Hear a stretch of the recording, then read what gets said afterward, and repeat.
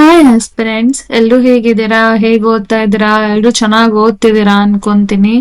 ಜೊತೆಗೆ ನಾವು ಮಾಡ್ತಿರೋ ಕ್ಲಾಸಸ್ ಕೂಡ ತುಂಬಾ ಹೆಲ್ಪ್ಫುಲ್ ಆಗ್ತಿದೆ ಅನ್ಕೊಂತೀನಿ. ಏನಾದ್ರೂ ಡೌಟ್ಸ್ ಇದ್ರೆ, ಏನಾದ್ರೂ ಪ್ರಾಬ್ಲಮ್ಸ್ ಇದ್ರೆ, ಏನಾದ್ರು ಸಜೆಷನ್ಸ್ ಇದ್ರೆ ಕಮೆಂಟ್ ಸೆಕ್ಷನ್ ಅಲ್ಲಿ ನೀವು ಹಾಕೋದ್ರಿಂದ ಸೊ ದಟ್ ನನಗೂ ಹೆಲ್ಪ್ಫುಲ್ ಆಗತ್ತೆ, ನಿಮ್ಗೂ ಹೆಲ್ಪ್ಫುಲ್ ಆಗತ್ತೆ.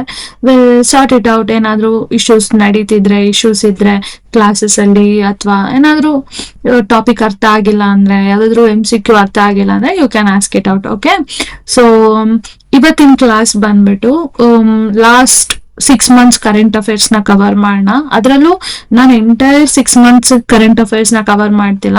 ವೆರಿ ಇಂಪಾರ್ಟೆಂಟ್ ಅಪ್ಡೇಟ್ಸ್ ಗಳು ಯಾವ್ದಿದೆಯೋ ಅದನ್ನ ಮಾತ್ರ ಕರೆಂಟ್ ಅಫೇರ್ಸ್ ಗಳನ್ನ ರೆಫರ್ ಮಾಡ್ತಿದ್ದೀನಿ. ಸೊ ದಟ್ ನಿಮಗೆ ಹೇಳ್ತಾ ಇದ್ದೀನಿ ಯಾವ್ದಾವ್ದು ಇಂಪಾರ್ಟೆಂಟ್ ಇದೆ. Very very very important.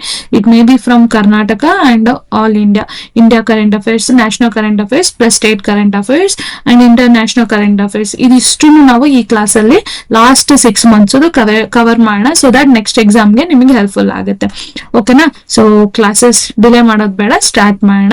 So ಕರ್ನಾಟಕದ ಕರೆಂಟ್ ಅಫೇರ್ಸ್ ಕವರ್ ಮಾಡೋಣ. ಅದಾದ್ಮೇಲೆ ನ್ಯಾಷನಲ್ ಕರೆಂಟ್ ಅಫೇರ್ಸ್ ನ ಕವರ್ ಮಾಡೋಣ. ಓಕೆನಾ? ಜಾನ್ ಇಂದ ಜೂನ್ 2026 ತನಕ ಕವರ್ ಮಾಡ್ಕೊಂಡಿದೀನಿ. ಸಬ್ಜೆಕ್ಟ್ ವೈಸ್ ಅಥವಾ ಟಾಪಿಕ್ ವೈಸ್ ಡಿವೈಡ್ ಮಾಡಿದೀನಿ. ಸೊ ಫಸ್ಟ್ ರಾಜಕೀಯ ಮತ್ತು ಆಡಳಿತ ವ್ಯವಹಾರ. ಸೊ ರೀಸೆಂಟ್ ಆಗಿ DK ಶಿವಕುಮಾರ್ ಅವರು ಜೂನ್ 2026 ಅಲ್ಲಿ ಕರ್ನಾಟಕ ಮುಖ್ಯಮಂತ್ರಿಯಾಗಿ ಅಧಿಕಾರ ವಹಿಸ್ಕೊಂಡಿದ್ದಾರೆ. ಅದು ನಿಮ್ಗೆಲ್ರಿಗೂ ಗೊತ್ತಿರೋದೆ. ಸೊ ಅವರು ರಾಜ್ಯದ ಮುಖ್ಯಮಂತ್ರಿ ಆದ್ಮೇಲೆ ಒಂದು ಡಿಸಿಷನ್ ಮಾಡಿದ್ದಾರೆ. ಏನು ಅಂದ್ರೆ 3,250 ಕೋಟಿ ಪ್ಯಾಕೇಜ್ ತಗೊಂಬರೋಣ ಅಂತ ಪ್ಲಾನ್ ಮಾಡಿದ್ದಾರೆ. ಏನಿದು 3,250 ಕೋಟಿ ಮೌಲ್ಯದ ಪ್ಯಾಕೇಜ್ ಏನು ಅನ್ನೋದು ನೋಡೋಣ. ಇದರಲ್ಲಿ ಯುವಕರು, ಶಿಕ್ಷಣ, ಮೂಲಸೌಕರ್ಯ ಮತ್ತು ಕಲ್ಯಾಣ ಯೋಜನೆಗಳ ಮೇಲೆ ಕೇಂದ್ರೀಕರಿಸಿ ಅವರು ಇದೆಲ್ಲ ಪ್ರೋಗ್ರಾಮ್ಗಳ ಮೇಲೆ 3,250 ಕೋಟಿನ ಇನ್ವೆಸ್ಟ್ ಮಾಡೋ ಒಂದು ಪ್ಯಾಕೇಜ್ ತಗೊಂಬರೋಣ ಅಂತ ಹೇಳಿದ್ದಾರೆ. ಸೊ ಓಕೆ, ಏನಿದು ಪ್ಯಾಕೇಜ್ ಅನ್ನ ನೋಡೋಣ. ವಿದ್ಯಾರ್ಥಿಗಳಿಗೆ ಉಚಿತ ಬಸ್ ಪಾಸ್. ಓಕೆನಾ? ಫಸ್ಟ್ ಪಾಯಿಂಟ್ ನಿಮ್ಗೆಲ್ರಿಗೂ ಗೊತ್ತಿರೋದೇ, ತುಂಬಾ ಜನ ಸ್ಟೂಡೆಂಟ್ಸ್ ಬೆನಿಫಿಟ್ ತಗೊಂತಿದ್ದಾರೆ. ಫ್ರೀ ಬಸ್ ಪಾಸ್ ಶಾಲೆಯಿಂದ ಸ್ನಾತಕೋತ್ತರವರೆಗೆ, ಅಂದ್ರೆ ಸ್ಕೂಲಿಂದ ಹಿಡಿದು ಅವ್ರದ್ದು ಹೈಯರ್ ಎಜುಕೇಶನ್ PG ತನಕ ಓದ್ತಿರುವಂತಹ ಎಲ್ಲಾ ವಿದ್ಯಾರ್ಥಿಗಳಿಗೆ ಉಚಿತ ಬಸ್ ಪಾಸ್ ಘೋಷಿಸಲಾಯಿತು.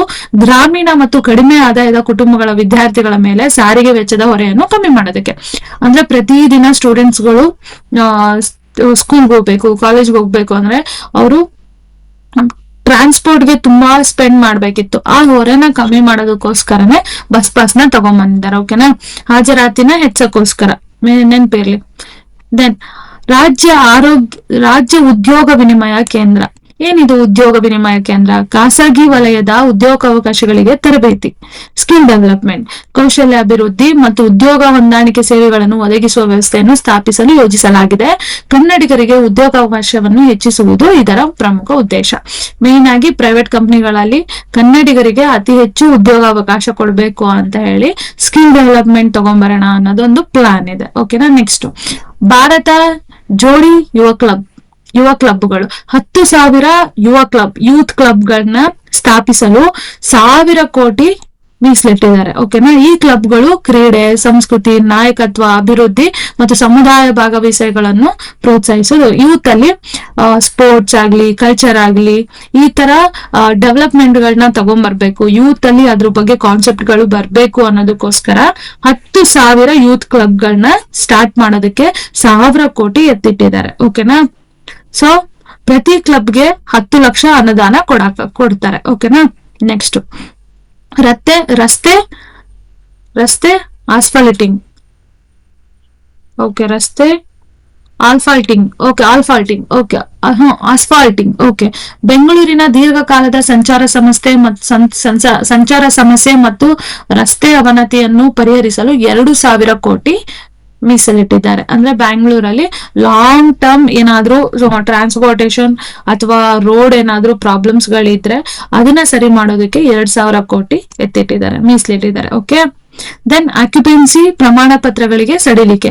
ಮನೆ ಮಾಲೀಕರು ಉಪಯೋಗಿತ ಸಂಪರ್ಕಗಳನ್ನು ಪಡೆಯಲು ಮತ್ತು ಆಸ್ತಿ ಪ್ರಕ್ರಿಯೆಗಳನ್ನು ಪೂರ್ಣಗೊಳಿಸಲು ಒಂದು ಬಾರಿ ಸಡಿಲಿಕೆಯನ್ನು ಪ್ರಸ್ತಾಪಿಸಲಾಗಿದೆ. ಅಂದ್ರೆ ಓನರ್ಸ್ ಗಳಿಗೆ ಸಂಪರ್ಕಗಳನ್ನ ಪಡೆಯೋದಕ್ಕೆ, ಅಂದ್ರೆ ಮನೆಗೆ ಕನೆಕ್ಷನ್ಸ್ ಗಳು, it may B water connection ಇರ್ಬೋದು, ಟ್ರಾನ್ಸ್ಪೋರ್ಟ್ ಕನೆಕ್ಷನ್, ರೋಡ್ ವ್ಯವಸ್ಥೆ, ಇದೆಲ್ಲ ಮಾಡೋದಕ್ಕೆ, ಜೊತೆಗೆ ಆಸ್ತಿ ಪ್ರಕ್ರಿಯೆ ಯಾವ್ದಾದ್ರು ಡಾಕ್ಯುಮೆಂಟ್ಸ್ ಗಳನ್ನ ಮಾಡೋದಕ್ಕೆ 1 ವರ್ಷ ಸಡಿಲಿಕೆ ಕೊಟ್ಟಿದ್ದಾರೆ. ಅದ್ರೊಳ್ಳೆ ಮಾಡಿಸ್ಕೊಬೇಕಾಗತ್ತೆ. ಓಕೆನಾ. ನೆಕ್ಸ್ಟ್, ಶಿವಕುಮಾರ್ ಅವರು ಸಿದ್ದರಾಮಯ್ಯ ಅವರ ನಂತರ ಮುಖ್ಯಮಂತ್ರಿ ಆದರೂ, ಗೊತ್ತಿರೋದೆ ನಿಮ್ಗೆ.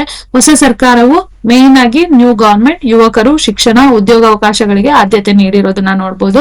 ಇದ್ರ ಜೊತೆಗೆ ಕಲ್ಯಾಣ ಯೋಜನೆಗಳನ್ನು ದುರುಪಯೋಗವನ್ನು ತಡೆಯಲು ಪರಿಶೀಲನಾ ಕಾರ್ಯಕ್ರಮಗಳನ್ನು ಬಲಪಡಿಸುವುದು ಮುಖ್ಯಮಂತ್ರಿಗಳು ಅಧಿಕಾರಿಗಳಿಗೆ ನಿರ್ದೇಶನ ನೀಡಿದ್ದಾರೆ. ಓಕೆ, ಇದು ಅವ್ರು ಬಂದ್ಮೇಲೆ 3,250 ಕೋಟಿ ಪ್ಯಾಕೇಜ್ ಇದೆ. ಓಕೆ, ನೆಕ್ಸ್ಟ್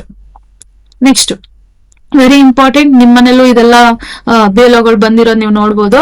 ಮತದಾರರ ಪಟ್ಟಿ ವಿಶೇಷ ತೀವ್ರ ಪರಿಷ್ಕರಣೆ ವಿವಾದ. ಓಕೆನಾ. ಇತ್ತೀಚೆಗೆ SIR ಹೋಗ್ತಾ ಇದೆ, SIR ನಡೀತಿದೆ, ಎಲೆಕ್ಷನ್ ರಿಲೇಟೆಡ್. ಏನಿದೆ SIR ಅದನ್ನ ನೋಡೋಣ.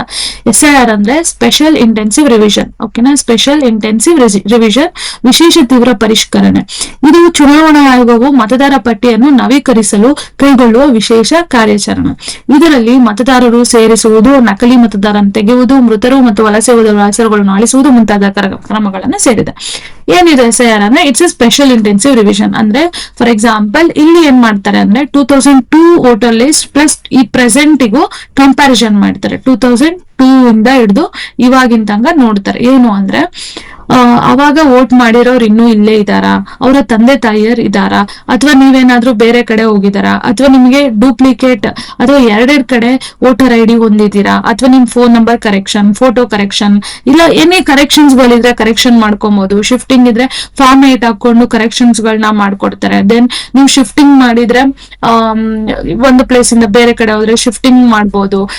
ದೆನ್ ಹೊಸ ವೋಟರ್ ID ಮಾಡಿಸ್ಕೊಬೇಕಾ, ಈ ಸಲದಿಂದ ಹೊಸ ಫಾರ್ಮ್ 6 ಹಾಕೊಡ್ತಾರೆ. ದೆನ್ ಡಿಲೀಷನ್ ಅಂದ್ರೆ ನೀವು ಡಿಲೀಟ್ ಮಾಡಿಸ್ಬೇಕಾ, ಫಾರ್ಮ್ 7 ಹಾಕೊಡ್ತಾರೆ. ಅಂದ್ರೆ ಎರಡೆರಡು ಕಡೆ ಹೊಂದಿರ್ತಾರೆ, ಇಲ್ಲ ಡೆತ್ ಆಗಿರ್ತಾರೆ, ಇಲ್ಲ ಶಿಫ್ಟ್ ಆಗಿರ್ತಾರೆ ಅಂತ ಟೈಮಲ್ಲಿ ಡಿಲೀಟ್ ಮಾಡ್ತಾರೆ. ಸೊ ಇದೆಲ್ಲಾ ಇವಾಗ ನಡೀತಿದೆ. ಯಾಕೆ ನಡೀತಿದೆ ಅಂದ್ರೆ ತುಂಬಾ ಡೂಪ್ಲಿಕೇಶನ್ಸ್ ಗಳಾಗಿದೆ, ತುಂಬಾ ಮಿಸ್ಯೂಸ್ ಗಳಾಗಿದೆ, ತುಂಬಾ ಫೇಕ್ ವೋಟರ್ IDs ಗಳಿದಾವೆ. ಸೊ ಇದನ್ನೆಲ್ಲ ತಡೆಯೋದಕ್ಕೋಸ್ಕರ ಏನು ಅಂದ್ರೆ ಈ ಸ್ಪೆಷಲ್ ಇಂಟೆನ್ಸಿವ್ ರಿವಿಷನ್ ಬಂದಿದೆ. ಓಕೆನಾ. ಇದರಿಂದ ಏನಾಗುತ್ತೆ ಅಂದ್ರೆ ಎಷ್ಟೋ ಫೇಕ್ ಆಗಿರುವಂತಹ ವೋಟರ್ IDs ಗಳು ಇವನ್ನೆಲ್ಲ ನಾವು ತಡಿಬಹುದು. ಓಕೆನಾ. ಡೂಪ್ಲಿಕೇಶನ್ ಗಳು, ಡೆತ್ ಆಗಿರೋರು ಅಥವಾ ಶಿಫ್ಟ್ ಆಗಿರೋರು, ಇವನ್ನೆಲ್ಲ ವೋಟರ್ ID ಇಂದ ತೆಗ್ದಾಕ್ಬೋದು. ಇದರಿಂದ ಏನಾಗುತ್ತೆ ಅಂದ್ರೆ ಒಂದು ಕ್ಲೆನ್ಸಿಂಗ್ ಮಾಡೋದಕ್ಕೋಸ್ಕರ. ಓಕೆನಾ. ಇದನ್ನ SIR ಅಂತ ಕರಿತೀವಿ. ಓಕೆನಾ. ಏನಾಯ್ತು ನೋಡೋಣ. ಚುನಾವಣಾ ಆಯೋಗವು ವಿಶೇಷ ತೀವ್ರ ಪರಿಷ್ಕರಣೆ ಅಡಿಯಲ್ಲಿ ಕರ್ನಾಟಕದಲ್ಲಿ ಹೊಸ ಮತದಾರ ಪಟ್ಟಿಯನ್ನು ತಯಾರಿಸಲು ಆರಂಭಿಸಿತು. ಉತ್ತರ ಪ್ರದೇಶದಲ್ಲಿ ಸುಮಾರು 19% ಮತದಾರರನ್ನು ಅಳಿಸಲಾಗಿದೆ. ನೆನ್ಪಿಟ್ಕೊಳ್ಳಿ, ಈ SIR ಬಂದ್ಮೇಲೆ 19% ಮತದಾರರನ್ನ ಅಳಿಸಲಾಗಿದೆ. ಇದು ಸಮಾನಾತ NRC ಆರೋಪಗಳಿಗೆ ಕಾರಣವಾಯಿತು. ಅಂದ್ರೆ ಯಾವುದೇ ಕಾರಣಕ್ಕೂ ಒಂದು ಕಾನ್ಸೆಪ್ಟ್ ಇದೆ ಎಲೆಕ್ಷನ್ ಅವ್ರದ್ದೇನು ಅಂದ್ರೆ ಯಾವುದೇ ಕಾರಣಕ್ಕೂ ಒಬ್ಬ ಎಲಿಜಿಬಲ್ ವೋಟರ್ನ ಮಿಸ್ ಮಾಡೋ ಹಾಗಿಲ್ಲ. ಓಕೆನಾ. ಎಲಿಜಿಬಲ್ ವೋಟರ್ಸ್ ಎಷ್ಟು ಜನ ಇದಾರೋ ಅವರು ವೋಟರ್ ಲಿಸ್ಟ್ ಅಲ್ಲಿ ಇರ್ಬೇಕು. ಓಕೆನಾ. ಅದೇ ತರ ಫೇಕ್ IDs ಗಳು, ಡೂಪ್ಲಿಕೇಟ್ಸ್ ಗಳು, ಶಿಫ್ಟ್ ಆಗಿರೋನು ಅಥವಾ ಡಬಲ್ ವೋಟರ್ ID ಇಟ್ಟಿರೋದು, ಇವ್ರನ್ನೆಲ್ಲ ಅಳಿಸೋದು ಕೂಡ ಒಂದು ಮೇನ್ ಕಾನ್ಸೆಪ್ಟ್ ಆಗುತ್ತೆ. ಓಕೆನಾ. ಸೊ ಇದ್ರ ಪ್ರಕಾರ ಒಂದು ರೀಸೆಂಟ್ ಆಗಿ ಒಂದು ಇಶ್ಯೂ ನಡೆದಿದೆ. ಏನು ಅಂದ್ರೆ ಉತ್ತರ ಪ್ರದೇಶದಲ್ಲಿ 19% ವೋಟರ್ಸ್ ನ ಡಿಲೀಟ್ ಮಾಡಲಾಗಿದೆ. ಇದು ಒಂದು NRC ಪ್ರಕಾರ ಒಂದು ಆರೋಪ ಆಗತ್ತೆ. ಓಕೆನಾ. ಏನ್ ವಿವಾದ, ಸಾವಿರಾರು ಅರ್ಹ ಮತದಾರರು ಅವಕಾಶಗಳಿಂದ ವಂಚಿತರಾಗಬಹುದು. ಕರೆಕ್ಟ್ ಅಲ್ವಾ. ಎಷ್ಟೋ ಜನ ಎಲಿಜಿಬಲ್ ಇರ್ತಾರೆ, ಬಟ್ ಅವರು ಮಿಸ್ ಆಗಿ ಕೆಲವೊಂದ್ಸಲ ಈ ಡಿಲೀಟ್ ಆಗ್ಬಹುದು. ಓಕೆನಾ. ಸೊ ಅವರೆಲ್ಲ ವಂಚಿತರಾಗ್ತಾರೆ ವೋಟರ್ ರೈಟ್ ಇಂದ. ದೆನ್ ಪಾರದರ್ಶಕತೆಯ ಕೊರತೆಯು ಆರೋಪ. ಎಷ್ಟೋ ಕಡೆ ಟ್ರಾನ್ಸ್ಪರೆನ್ಸಿನೂ ಇಲ್ಲ. ಯಾರನ್ನ ಡಿಲೀಟ್ ಮಾಡ್ತಿದ್ದಾರೆ, ಯಾರನ್ನ ಆಡ್ ಮಾಡ್ತಿದ್ದಾರೆ, ಅಥವಾ ಎಲ್ಲಿ ಏನಾಗ್ತಿದೆ ಅನ್ನೋದು ಒಂದು ಟ್ರಾನ್ಸ್ಪರೆನ್ಸಿ ಕೂಡ ನಾವು ನೋಡ್ಬೋದು. ಇಲ್ದಲ್ಲೇ ಇರೋದನ್ನ ನಾವು ನೋಡ್ಬೋದು. ದೆನ್ ಪ್ರಜಾಪ್ರಭುತ್ವ ಮತ್ತು ಸಂವಿಧಾನದ ಮೇಲೆ ಕಳಂಕ. ಅಫ್ಕೋರ್ಸ್ ಅಲ್ವಾ. ಕರೆಕ್ಟ್ ಆಗಿ ಪ್ರೋಸೆಸ್ ನಡೀಲಿಲ್ಲ ಅಂದ್ರೆ, ಈ SIR ಕಾನ್ಸೆಪ್ಟ್ ಕರೆಕ್ಟ್ ಆಗಿ ನಡೆದಿಲ್ಲ ಅಂದ್ರೆ ಎಷ್ಟೋ ಜನ ಅರ್ಹವಾದಂತಹ ವೋಟರ್ಸ್ ಗಳು ಅವರ ವೋಟರ್ ID ಇಂದ ಅಥವಾ ವೋಟರ್ ರೈಟ್ ಇಂದ ಲಾಸ್ ಆದ್ರೆ ಇದೊಂದು ಸಂವಿಧಾನಕ್ಕೆ ಅಥವಾ ಪ್ರಜಾಪ್ರಭುತ್ವಕ್ಕೆ ರೈಟ್ ಟು ವೋಟ್ ಇದೆ ಅಲ್ವಾ, ಸೊ ಅದರಿಂದ ಆರೋಪನ ಬರ್ಬೋದು. ಓಕೆನಾ. ಸೊ SIR ಬಗ್ಗೆ ನೋಡ್ಕೊಳ್ಳಿ, NRC ಬಗ್ಗೆ ನೋಡ್ಕೊಳ್ಳಿ. ಓಕೆನಾ. ನೆಕ್ಸ್ಟ್, ನೀಟ್ ಪರೀಕ್ಷೆಯ ವೇಳೆ ಬೆಂಗಳೂರು ಸಂಚಾರ ಅವ್ಯವಸ್ಥೆ. ರೀಸೆಂಟ್ ಆಗಿ ನೀಟ್ದು ತುಂಬಾ ನ್ಯೂಸ್ ಆಗಿತ್ತು. ಏನಾಯ್ತು, ನೀಟ್ UG ಪುನಃ ಪರೀಕ್ಷೆಯ ಅಂದ್ರೆ ಎಕ್ಸಾಮ್ ಇತ್ತು ದಿನ ಬೆಂಗಳೂರಿನಲ್ಲಿ ಭಾರಿ ಸಂಚಾರ ಸಮಸ್ಯೆ ಉಂಟಾಯಿತು. ಕಾಂಗ್ರೆಸ್ ಕಾರ್ಯಕ್ರಮದೊಂದಿಗೆ ಸಂಚಾರ ಅವ್ಯವಸ್ಥೆಗೊಂಡಿತ್ತು ಎಂದು ಆರೋಪಿಸಲಾಯಿತು. ಕನಿಷ್ಠ 3 ವಿದ್ಯಾರ್ಥಿಗಳು ಪರೀಕ್ಷೆಯಿಂದ ತಪ್ಪಿಸಿಕೊಂಡಿದ್ದಾರೆ ಅನ್ನೋದನ್ನ ನಾವು ನೋಡ್ಬೋದು ನ್ಯೂಸ್ ಅಲ್ಲಿ. ದೆನ್ ವಿರೋಧ ಪಕ್ಷದವರು ಹೇಳ್ತಾರೆ, ನೀಟ್ ಪರೀಕ್ಷೆಯ ವೇಳಾಪಟ್ಟಿಯ ಬಗ್ಗೆ ಸರ್ಕಾರಕ್ಕೆ ಮುಂಚಿತವಾಗಿ ತಿಳಿದಿತ್ತು. ಆದರೂ ರಾಜಕೀಯ ಕಾರ್ಯಕ್ರಮಗಳನ್ನ ಅಂದ್ರೆ ನೀಟ್ ಎಕ್ಸಾಮ್ ಇರುವಾಗಲೇ ರಾಜಕೀಯ ಕಾರ್ಯಕ್ರಮಗಳನ್ನ ಇಟ್ಟಿರೋದ್ರಿಂದ ಎಷ್ಟೋ ಕಡೆ ಏನಂತಾರೆ ಟ್ರಾಫಿಕ್ ಇಶ್ಯೂ ಆಗಿದ್ದನ್ನ ನಾವು ನೋಡ್ಬೋದು. ಸೊ ಅದಕ್ಕೆ ಅಪೋಸಿಷನ್ ಅವರು ಹೇಳಿದ್ದಾರೆ, ಆಲ್ರೆಡಿ ನೀಟ್ ಎಕ್ಸಾಮ್ ಇತ್ತು, ಗೊತ್ತಿದ್ರೂ ಕೂಡ ರಾಜಕೀಯ ಕಾರ್ಯಕ್ರಮಗಳನ್ನ ಇಟ್ಟಿದ್ದು ವಿದ್ಯಾರ್ಥಿಗಳಿಗೆ ಲಾಸ್ ಆಗೋಂಗ್ ಮಾಡಿರೋದು ಅಂತ ಆರೋಪ ಮಾಡಿದ್ದಾರೆ. ಓಕೆನಾ. ನೀಟ್ ಎಕ್ಸಾಮ್ ರದ್ದಾಗಿದ್ದು, ದೆನ್ ಏನಂತಾರೆ ಎಕ್ಸಾಮ್ ಆಗಿದ್ದು ನಿಮ್ಗೆಲ್ಲ ಗೊತ್ತಿದೆ. ಸೊ ಅದೊಂದು ಸ್ವಲ್ಪ ನೋಡ್ಕೊಳ್ಳಿ. ಓಕೆನಾ. ನೆಕ್ಸ್ಟ್, ಆರ್ಥಿಕ ಮತ್ತು ಕೈಗಾರಿಕಾ ಅಭಿವೃದ್ಧಿ. ಕೇಂದ್ರ ತೆರಿಗೆ ವಿತರಣೆಯಲ್ಲಿ ಕರ್ನಾಟಕಕ್ಕೆ 5 ಪಟ್ಟು ಹೆಚ್ಚಳ. ಓಕೆನಾ. ಕೇಂದ್ರ ಹಣಕಾಸು ಸಚಿವೆ ನಿರ್ಮಲಾ ಸೀತಾರಾಮನ್ ಅವರು ಬೆಂಗಳೂರಿನಲ್ಲಿ ನಡೆದ ವಿಕಸಿತ ಭಾರತ ಸಂಕಲ್ಪ ಸಮಾವೇಶದಲ್ಲಿ ಕರ್ನಾಟಕವು UPA ಅವಧಿಗಿಂತ 5 ಪಟ್ಟು ಹೆಚ್ಚು ಕೇಂದ್ರ ತೆರಿಗೆ ವಿತರಣೆಯನ್ನು ಪಡೆದಿದೆ ಎಂದು ಹೇಳಿದ್ದಾರೆ. ಅಂದ್ರೆ ಸೆಂಟ್ರಲ್ ಟ್ಯಾಕ್ಸ್ ಅಲ್ಲಿ 5% ಗಿಂತ ಅಂದ್ರೆ 5% ಅಲ್ಲ, 5 ಪಟ್ಟಿಗಿಂತ ಜಾಸ್ತಿ ಇಲ್ಲಿವರೆಗೂ ರೂಲ್ ಮಾಡಿರೋದ್ರಲ್ಲಿ 5 ಪಟ್ಟಿಗಿಂತ ಜಾಸ್ತಿ ನಾವು ಟ್ಯಾಕ್ಸ್ ನ ಕಲೆಕ್ಟ್ ಮಾಡಿದೀವಿ ಅಂತ ಹೇಳಿದ್ದಾರೆ. ಓಕೆನಾ. ಕರ್ನಾಟಕದಲ್ಲಿ. ಓಕೆನಾ. ಒಟ್ಟು ತೆರಿಗೆ ವಿತರಣೆ 4 ಲಕ್ಷ ಕೋಟಿ. ಬಡ್ಡಿ ರಹಿತ ಸಾಲಗಳು 18,000 ಕೋಟಿ. 50 ವರ್ಷಗಳ ಅವಧಿಗೆ ಬಂಡವಾಳ ಸ್ವತ್ತುಗಳ ಹೂಡಿಕೆಗೆ. ದೆನ್ ರಾಷ್ಟ್ರೀಯ ಹೆದ್ದಾರಿಗಳು 63,000 ಕೋಟಿ ಮಾಡಿದರೆ 8,100 ಕಿಲೋಮೀಟರ್ ನಿರ್ಮಾಣಕ್ಕೆ. ಓಕೆ. ರೈಲ್ವೆ ಮೂಲ ಸೌಕರ್ಯದಿಂದ 7,700 ಕೋಟಿ.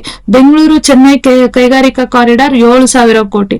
ನವೀಕರಿಸಬಹುದಾದ ಇಂಧನದಿಂದ 1,354 ಕೋಟಿ. ಕೊಪ್ಪಳ ಮತ್ತು ಗದಗ ಜೂನ್ 2027 ವೇಳೆಗೆ ಹಸಿರು ಇಂಧನ ಕೇಂದ್ರಗಳಾಗಿದ್ದವು. ಹಿನ್ನೆಲೆ, ಕಾಂಗ್ರೆಸ್ ಸರ್ಕಾರವು ಕರ್ನಾಟಕವು ಕೇಂದ್ರ ಅನುದಾನದಿಂದ ವಂಚಿತವಾಗಿದೆ ಎಂದು ಆರೋಪಿಸಿತು. ಸೀತಾರಾಮನ್ ಅವರು ಈ ಆರೋಪಗಳನ್ನು ತಳ್ಳಿಹಾಕಿ ವಿವರವಾದ ಅಂಕಿಅಂಶಗಳನ್ನು ನೀಡಿದರು.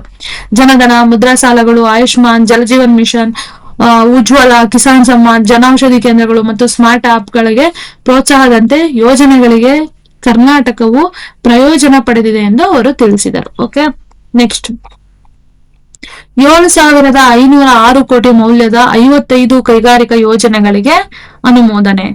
ಜೂನ್ 2026ರಲ್ಲಿ ಕರ್ನಾಟಕದ ಉದ್ಯಮಗಳ ಇಲಾಖೆಯು 7,500 ಕೋಟಿ ಮೌಲ್ಯದ 55 ಕೈಗಾರಿಕಾ ಯೋಜನೆಗಳಿಗೆ ಅನುಮೋದನೆ ನೀಡಿತು. ಓಕೆ. 7,506 ಕೋಟಿ ಮೌಲ್ಯದ 55 ಕೈಗಾರಿಕಾ ಯೋಜನೆಗಳಿಗೆ ಅನುಮೋದನೆ ಮಾಡಬೇಕು ಅನ್ನೋದು ಒಂದು ಪ್ರಸ್ತಾವನೆ ಆಗಿದೆ. ಓಕೆನಾ. ಅನುಮೋದನೆ ಆಗಿದೆ. ಏನಿದು? ಉದ್ಯೋಗ ಸೃಷ್ಟಿ. ಕಾರಣ ಏನು? 55 ಕೈಗಾರಿಕೆ ಯೋಜನೆಗಳನ್ನ ತರಬೇಕು ಅಂದ್ರೆ 7,500 ಇನ್ವೆಸ್ಟ್ಮೆಂಟ್ ಮಾಡ್ತಿದ್ದಾರೆ, 7,500 ಕೋಟಿ ಇನ್ವೆಸ್ಟ್ ಮಾಡ್ತಿದ್ದಾರೆ ಅಂದ್ರೆ ಮೈನ್ ಆಗಿ ಉದ್ಯೋಗ ಸೃಷ್ಟಿ, ಎಂಪ್ಲಾಯ್ಮೆಂಟ್ ಜನರೇಷನ್ ಆಗ್ಬೇಕು. 28,000ಕ್ಕೂ ಹೆಚ್ಚು ಉದ್ಯೋಗಗಳು ಸೃಷ್ಟಿಯಾಗುತ್ತೆ ಇದರಿಂದ, 55 ಕೈಗಾರಿಕಾ ಯೋಜನೆಗಳು ತರೋದ್ರಿಂದ. ದೆನ್ ಬಿಯಾಂಡ್ ಬೆಂಗಳೂರು ಕಾರ್ಯಕ್ರಮ ಇದೆಲ್ಲ, ಇದರಿಂದ 41 ಯೋಜನೆಗಳು ಬೆಂಗಳೂರು ನಗರ ಮತ್ತು ಗ್ರಾಮಾಂತರ ಜಿಲ್ಲೆಗಳ ಹೊರಗೆ ಪ್ರಸ್ತಾಪಿಸಲಾಗಿದೆ. ಬೆಂಗಳೂರು ನಗರ ಜೊತೆಗೆ ಬೆಂಗಳೂರು ಗ್ರಾಮಾಂತರದಲ್ಲಿ ಇದು ಪ್ರಸ್ತಾಪಿಸಲಾಗಿದೆ. ಪ್ರಮುಖ ಹೂಡಿಕೆದಾರರು ಯಾರ್ಯಾರು, ಇನ್ವೆಸ್ಟ್ಮೆಂಟ್ ಗಳು ಯಾರು ಮಾಡ್ತಿದ್ದಾರೆ ನೋಡ್ಕೊಳ್ಳೋಣ. ದೆನ್ ಕೆನ್ಸ್ ಎಲೆಕ್ಟ್ರಾನಿಕ್ಸ್ 495 ಕೋಟಿ ಇನ್ವೆಸ್ಟ್ ಮಾಡಿದ್ದಾರೆ. Then SFO technologies 490 crore Doddaballapura. Okay. Then Orbit industrial park 454 crore Kolar. Terra circuits 441 ಕೋಟಿ ವಿಜಯಪುರ. ದೆನ್ ಬೆಲಾಟ್ರಿಕ್ಸ್ ಏರೋಸ್ಪೇಸ್ 404 ಕೋಟಿ ಬ್ಯಾಂಗ್ಳೂರ್ ರೂರಲ್. ದೆನ್ ವಿದೇಶಿ ಪ್ರತ್ಯಕ್ಷ ಹೂಡಿಕೆ FDI ಇಂದ ನಮ್ಗೆ ಫಾರಿನ್ ಡೈರೆಕ್ಟ್ ಇನ್ವೆಸ್ಟ್ಮೆಂಟ್ ಮೂಲಕ ತೈವಾನ್, ದಕ್ಷಿಣ ಕೊರಿಯಾ, ಜರ್ಮನಿ, ಜಪಾನ್ ಕಂಪನಿಗಳಿಂದ 314 ಕೋಟಿ ಹೂಡಿಕೆ ಇದೆ. ಓಕೆ. ಪ್ರಮುಖ ವಲಯಗಳು ನೋಡೋಣ. ಯಾವ್ದಾದ್ರಲ್ಲಿ ಇನ್ವೆಸ್ಟ್ಮೆಂಟ್ ನೋಡ್ಬೋದು? ಏರೋಸ್ಪೇಸ್, ಎಲೆಕ್ಟ್ರಾನಿಕ್ಸ್, ಸಿಸ್ಟಮ್ ವಿನ್ಯಾಸ ಮತ್ತು ತಯಾರಿಕೆ, ಸಾಮಾನ್ಯ ಇಂಜಿನಿಯರಿಂಗ್. ಓಕೆ. ಸೊ ಇದ್ರ ಬಗ್ಗೆ ಕೇಳುವಂತ ಚಾನ್ಸಸ್ಗಳಿದೆ ಎಕ್ಸಾಮ್ಸ್ ಅಲ್ಲಿ. ನೆಕ್ಸ್ಟ್, ಕರಾವಳಿ ಪ್ರವಾಸೋದ್ಯಮಕ್ಕೆ ಬ್ರಾಂಡ್ ಕರಾವಳಿ ಉಪಕ್ರಮ ಏನಿದು ನೋಡೋಣ. ಕರ್ನಾಟಕ ಸರ್ಕಾರವು ಕರಾವಳಿ ಪ್ರವಾಸೋದ್ಯಮವನ್ನು ಉತ್ತೇಜಿಸಲು ರೂರಲ್ ರೂರಲ್ ಅಂತೀನಿ ಕೋಸ್ಟಲ್ ಪ್ರವಾಸೋದ್ಯಮನ ಹೆಚ್ಚೋದಕ್ಕೋಸ್ಕರ, ಟೂರಿಸಂನ ಹೆಚ್ಚೋದಕ್ಕೋಸ್ಕರ ಏನ್ ಮಾಡಿದ್ದಾರೆ ಅಂದ್ರೆ 1260 ಕೋಟಿ ಯೋಜನೆ ಆರಂಭಿಸಿದ್ದಾರೆ. ಓಕೆನಾ. ಎಲ್ಲಿ 320 ಕಿಲೋಮೀಟರ್ ಕರಾವಳಿಯನ್ನು ವಿಶ್ವ ದರ್ಜೆಯ ಪ್ರವಾಸೋದ್ಯಮ ತಾಣವಾಗಿ ಅಭಿವೃದ್ಧಿಪಡಿಸುವುದು ಗುರಿ. ಈ ಕೋಸ್ಟಲ್ ಏರಿಯಾನ ಟೂರಿಸಂಗೆ ಡೆವಲಪ್ಮೆಂಟ್ ಮಾಡೋದಕ್ಕೋಸ್ಕರ ಈ ಯೋಜನೆ ತಗೊಂಡ್ಬಂದಿದ್ದಾರೆ. ಇದ್ರದ್ದು ಮೌಲ್ಯ ಎಷ್ಟಾಗಿದೆ ಅಂದ್ರೆ 1260 ಕೋಟಿ ಯೋಜನೆ. ಓಕೆ, ಏನಿದು ವಿವರವಾಗಿ ನೋಡೋಣ. 45 ಪ್ರವಾಸೋದ್ಯಮ ಯೋಜನೆಗಳಿಗೆ 718.63 ಕೋಟಿಯ ಹೂಡಿಕೆಯನ್ನು ಅನುಮೋದನೆಗೆ ನೀಡಲಾಯಿತು. ಏಕ ಗವಾಕ್ಷಿ ವ್ಯವಸ್ಥೆ ಹೂಡಿಕೆದಾರರಿಗೆ ಸರಳ ಮತ್ತು ಸುಗಮ ಮಾರ್ಗಗಳನ್ನು ಈಸಿ ಟ್ರಾನ್ಸ್ಪೋರ್ಟೇಶನ್ ಸೃಷ್ಟಿಸಲು ಮುಖ್ಯಮಂತ್ರಿಗಳು ನಿರ್ದೇಶನ ನೀಡಿದ್ದಾರೆ. ಪರಿಸರ ಸಂರಕ್ಷಣೆ, ಪರಿಸರ ಹಾನಿಯಾಗಬಾರ್ದಲ್ಲ ಟೂರಿಸಂ ನೆಪದಲ್ಲಿ, ಸೊ ಅದನ್ನೇ ಯೋಚನೆ ಮಾಡಿದ್ದಾರೆ. ದೆನ್ ಸಾಂಸ್ಕೃತಿಕ ಪ್ರಚಾರ, ಕರಾವಳಿ ಪ್ರದೇಶ ಸಂಸ್ಕೃತಿ ಸಂಪ್ರದಾಯಗಳು ಪರಂಪರೆಯನ್ನು ಅಂತಾರಾಷ್ಟ್ರೀಯ ಮಟ್ಟದಲ್ಲಿ ಪ್ರಚಾರ ಮಾಡಬೇಕೆ. ಓಕೆ. ದೆನ್ ಚಿತ್ರೀಕರಣ ಪ್ರೋತ್ಸಾಹ, ನಟ ನಿರ್ದೇಶಕ ರಿಷಬ್ ಶೆಟ್ಟಿ ಅವರು ಕರಾವಳಿ ಜನಪದ ಕಲೆಗಳು ಮತ್ತು ಸಂಗೀತ ಪ್ರೋತ್ಸಾಹಿಸಬೇಕು, ಚಿತ್ರೀಕರಣಕ್ಕೆ ಉತ್ತಮ ಸೌಲಭ್ಯಗಳನ್ನು ಒದಗಿಸಬೇಕು ಅಂತಾನು ಹೇಳಿದ್ದಾರೆ. ದೆನ್ ಕರ್ನಾಟಕ ದೇಶವು ಅತ್ಯಂತ ಉದ್ದವಾದ ಕರಾವಳಿಗಳಲ್ಲಿ ಒಂದನ್ನು ಹೊಂದಿದೆ. ಕರೆಕ್ಟ್ ಅಲ್ವಾ. ಗೋವಾ ಮತ್ತು ಕೇರಳದ ಮಾದರಿಯನ್ನು, ಗೋವಾ ಮತ್ತೆ ಕೇರಳದಲ್ಲಿ ಕೋಸ್ಟಲ್ ಟೂರಿಸಂ ನೀವು ನೋಡ್ಬೋದು ಎಷ್ಟು ಡೆವಲಪ್ ಆಗಿದೆ. ಅದೇ ತರನೇ ಇಲ್ಲೂ ಕೂಡ ಬ್ರಾಂಡ್ ಕರಾವಳಿ ಅಂತ ಹೇಳಿ ಒಂದು ಪ್ರತ್ಯೇಕ ಗುರುತನ್ನ ಸೃಷ್ಟಿಸೋದಕ್ಕೋಸ್ಕರ ಈ ಕಾನ್ಸೆಪ್ಟ್ ನ, ಈ ಇನ್ವೆಸ್ಟ್ಮೆಂಟ್ ನ ಮಾಡೋಣ ಅಂತ ಹೇಳಿ ಒಂದು ಯೋಜನೆನ ತಗೊಂಡ್ಬಂದಿದ್ದಾರೆ. ನೆಕ್ಸ್ಟ್, ಕೃಷಿ ಬರ ಮತ್ತು ಪರಿಸರ. 42% ಮಳೆ ಕೊರತೆ ಮತ್ತು ಜಲಾಶಯಗಳ ಬಿಕ್ಕಟ್ಟು. ಓಕೆನಾ. ಎಲ್ನಿನೋ ಕಾರಣದಿಂದಾಗಿ, ಎಲ್ನಿನೋ ಕಾನ್ಸೆಪ್ಟ್ ಈ ಸಲ ಎಲ್ನಿನೋ ಎಫೆಕ್ಟ್ ಇರೋದ್ರಿಂದ ಹೆವಿ ಬಿಸಿಲಿತ್ತು. ಸಮ್ಮರ್ ಅಲ್ಲಿ ತುಂಬಾ ಬಿಸಿಲಿದ್ದು ಮಳೆ ಕಮ್ಮಿ ಇರೋದು ನೋಡ್ಬೋದು. 42% ಮಳೆ ಕಮ್ಮಿ ನೋಡ್ಬೋದು. 826 ಗ್ರಾಮಗಳಲ್ಲಿ ಕುಡಿಯುವ ನೀರಿನ ಕೊರತೆ ಎದುರಿಸ್ತಿರೋದನ್ನ ನೋಡ್ಬೋದು. ಓಕೆನಾ. ಶೂನ್ಯ ಒಳ ಹರಿವು ಅಂದ್ರೆ ಯಾವ್ದೇ ತರ ಒಳ ಹರಿವು ನಡೆದಿಲ್ಲ. ತುಂಗಭದ್ರಾ, ಘಟಪ್ರಭಾ, ಮಲಪ್ರಭಾ, ಆಲ್ಮಟ್ಟಿ, ನಾರಾಯಣಪುರ ಮತ್ತು ವಾಣಿ ವಿಲಾಸ ಸಾಗರದಲ್ಲಿ ಶೂನ್ಯ, 0 ಒಳ ಹರಿವು ನಾವು ನೋಡ್ಬೋದು. ಹೇಮಾವತಿಯಲ್ಲಿ ಹಿಂದಿನ ವರ್ಷ 80 ಅಡಿ ಇದ್ದ ನೀರಿನ ಮಟ್ಟ ಈಗ ಬರೀ 40 ಅಡಿಗೆ ಇಳಿದಿದೆ. ಕೆಆರ್ಎಸ್ ಅಲ್ಲಿ 100 ಅಡಿಯಿಂದ 22 ಅಡಿ ಇಳಿದಿದೆ. ಕಾರಣ ಎಲ್ನಿನೋ ಎಫೆಕ್ಟ್ ಇಂದ ಕರೆಕ್ಟ್ ಆಗಿ ಮಳೆ ಆಗಿಲ್ಲ. ಕಬಿನಿಯಲ್ಲಿ 79 ಅಡಿಯಿಂದ 26 ಅಡಿಗೆ ಇಳಿದಿರೋದನ್ನ ನೋಡ್ಬೋದು. ಓಕೆನಾ. ಸರ್ಕಾರದ ಕಾರ್ಯಕ್ರಮ ಏನ್ ನೋಡೋಣ, ಕ್ರಮಗಳೇನ್ ತಗೊಂಡಿದೆ. ಸೊ 117 ಕೋಟಿ ಅನುದಾನ ಬಿಡುಗಡೆ ಮಾಡಿದೆ. ಓಕೆನಾ. ನೆಲದಡಿಯ ನೀರಿನ ಮಟ್ಟ ಗಮನಾರ್ಹ ಕುಸಿತ. ಗ್ರೌಂಡ್ ವಾಟರ್ ಕೂಡ ತುಂಬಾನೇ ಡಿಕ್ರೀಸ್ ಆಗಿದೆ. ಜಲಾಶಯದ ನೀರನ್ನು ಆಧರಿಸಿ ಬೆಳೆಯದಂತೆ ರೈತರಿಗೆ ಮನವಿ. ಅಂದ್ರೆ ಡೈರೆಕ್ಟ್ ಆಗಿ ಜಲಾಶಯ ಮೇಲೆ ಡಿಪೆಂಡ್ ಆಗದೆ ಅಗ್ರಿಕಲ್ಚರ್ ಮಾಡ್ಬೇಕು ಅಂತ ರಿಕ್ವೆಸ್ಟ್ ಮಾಡ್ಕೊಂಡಿದ್ದಾರೆ. ಓಕೆ. ಬೇರೆ ಯಾವ್ದಾದ್ರು ಆರ್ಟಿಫಿಷಿಯಲ್ ಇರಿಗೇಷನ್ ಇಂದ ಏನಾದ್ರು ನೋಡ್ಕೊಬೇಕು ಅಂತ. ನೆಕ್ಸ್ಟ್, ಎಲ್ನಿನೋ ಪರಿಣಾಮ ಮಾನ್ಸೂನ್ ಮೇಲೆ ಪರಿಣಾಮ ಬೀರುತ್ತೆ. ನಿಮಗೆ ಗೊತ್ತಿರೋದೆ. ಎಲ್ನಿನೋ ಕಾನ್ಸೆಪ್ಟ್ ನ ನೋಡ್ಕೊಳ್ಳಿ. ದೆನ್ ಕರ್ನಾಟಕವು ಕೃಷಿ ಪ್ರಧಾನ ರಾಜ್ಯವಾಗಿದ್ದು ಮಳೆ ಕೊರತೆಯು ಬೆಳೆಗಳು ಮತ್ತು ಆರ್ಥಿಕತೆಯ ಮೇಲೆ ತೀವ್ರ ಪರಿಣಾಮ ಬೀರುತ್ತದೆ. ಓಕೆ. ನೆಕ್ಸ್ಟ್, ಕೃಷ್ಣ ಮತ್ತು ಕಾವೇರಿ ಜಲಾಶಯ ಪ್ರದೇಶಗಳಲ್ಲಿ ನೀರಾವರಿ ಯೋಜನೆ ತರಬೇಕು ಅಂತ ಹೇಳಿದ್ದಾರೆ. ಏನಾಯ್ತು? ಸುಪ್ರೀಂ ಕೋರ್ಟ್ ಹಿರಿಯ ವಕೀಲ ಮೋಹನ್ ಕಟ್ರಕಿ ಅವರು ಕರ್ನಾಟಕದ ಸತತ ಸರ್ಕಾರಗಳು ಕೃಷ್ಣ ಮತ್ತು ಕಾವೇರಿ ಜಲಾಶಯ ಪ್ರದೇಶಗಳಲ್ಲಿ ಬಾಕಿ ಇರುವ ನೀರಾವರಿ ಯೋಜನೆಗಳ ಕಾಮಗಾರಿಗೆ ವೇಗವನ್ನು ನೀಡಲು ವಿಫಲವಾಗಿದೆ ಎಂದು ಹೇಳಿದ್ದಾರೆ. ವಿವರವಾದ ವಿಶ್ಲೇಷಣೆ ಏನು ಅಂದ್ರೆ, ಕೃಷ್ಣಾ ಜಲಾನಯನ ಸುಮಾರು 170 ಟಿಎಂಸಿ ಫೀಟ್ ನೀರಿನ ಹಂಚಿಕೆ ಉನ್ನತ ಕೃಷ್ಣಾ ಯೋಜನೆಯನ್ನು ಪೂರ್ಣಗೊಳಿಸಲು ಸುಮಾರು 1 ಲಕ್ಷ ಕೋಟಿ ಅಗತ್ಯವಿದೆ ಅಂತ ಹೇಳಿದ್ದಾರೆ. ಓಕೆನಾ. ಕೃಷ್ಣಾ ಜಲಾನಯನ ಮಾಡೋದಕ್ಕೆ, ಪೂರ್ಣಗೊಳಿಸೋದಕ್ಕೆ. ದೆನ್ ಕಾವೇರಿ ಜಲಾನಯನ 50ರಿಂದ 60 ಟಿಎಂಸಿ ಫೀಟ್ ಹೆಚ್ಚುವರಿ ನೀರಿನ ಹಂಚಿಕೆ ಈ ಯೋಜನೆಗಳಿಗೆ ಸುಮಾರು 1 ಲಕ್ಷ ಕೋಟಿ ಅಗತ್ಯವಿದೆ ಅಂತ ಹೇಳಿದ್ದಾರೆ. ದೆನ್ ಪ್ರಸ್ತುತ ವೆಚ್ಚ ನೀರಾವರಿ ಇಲಾಖೆಗೆ ವಾರ್ಷಿಕ ಸುಮಾರು 20,000ರಿಂದ 30,000 ಕೋಟಿ ಹಂಚಿಕೆ. ಕಟರಕಿ ಅವರು ಕನಿಷ್ಠ ದುಪ್ಪಟ ಹಣವನ್ನು ಖರ್ಚು ಮಾಡಬೇಕು ಎಂದು ಸೂಚಿಸಿದ್ದಾರೆ. ಓಕೆ. ನೆಕ್ಸ್ಟ್, ಕೃಷ್ಣ ಮತ್ತು ಕಾವೇರಿ ನಡುವೆ ಅಂತಾರಾಜ್ಯ ವಿರೋಧಗಳು ಕಾರಣವಾಗಿವೆ. ಮೇಕೆದಾಟು ಯೋಜನೆ ಗೋವಾ ಅರಣ್ಯ ಇಲಾಖೆಯಿಂದ ಪರಿಸರ ಅನುಮೋದನೆಗಳು ಬಾಕಿ ಇವೆ. ನೆಕ್ಸ್ಟ್, ಸೈಬರ್ ಸುರಕ್ಷತೆ. ಸೈಬರ್ ವಂಚನೆಯಲ್ಲಿ 436 ಕೋಟಿ ಫ್ರೀಸ್ ಮಾಡಿದ್ದಾರೆ. ದೇಶದಲ್ಲಿ 2ನೇ ಸ್ಥಾನ.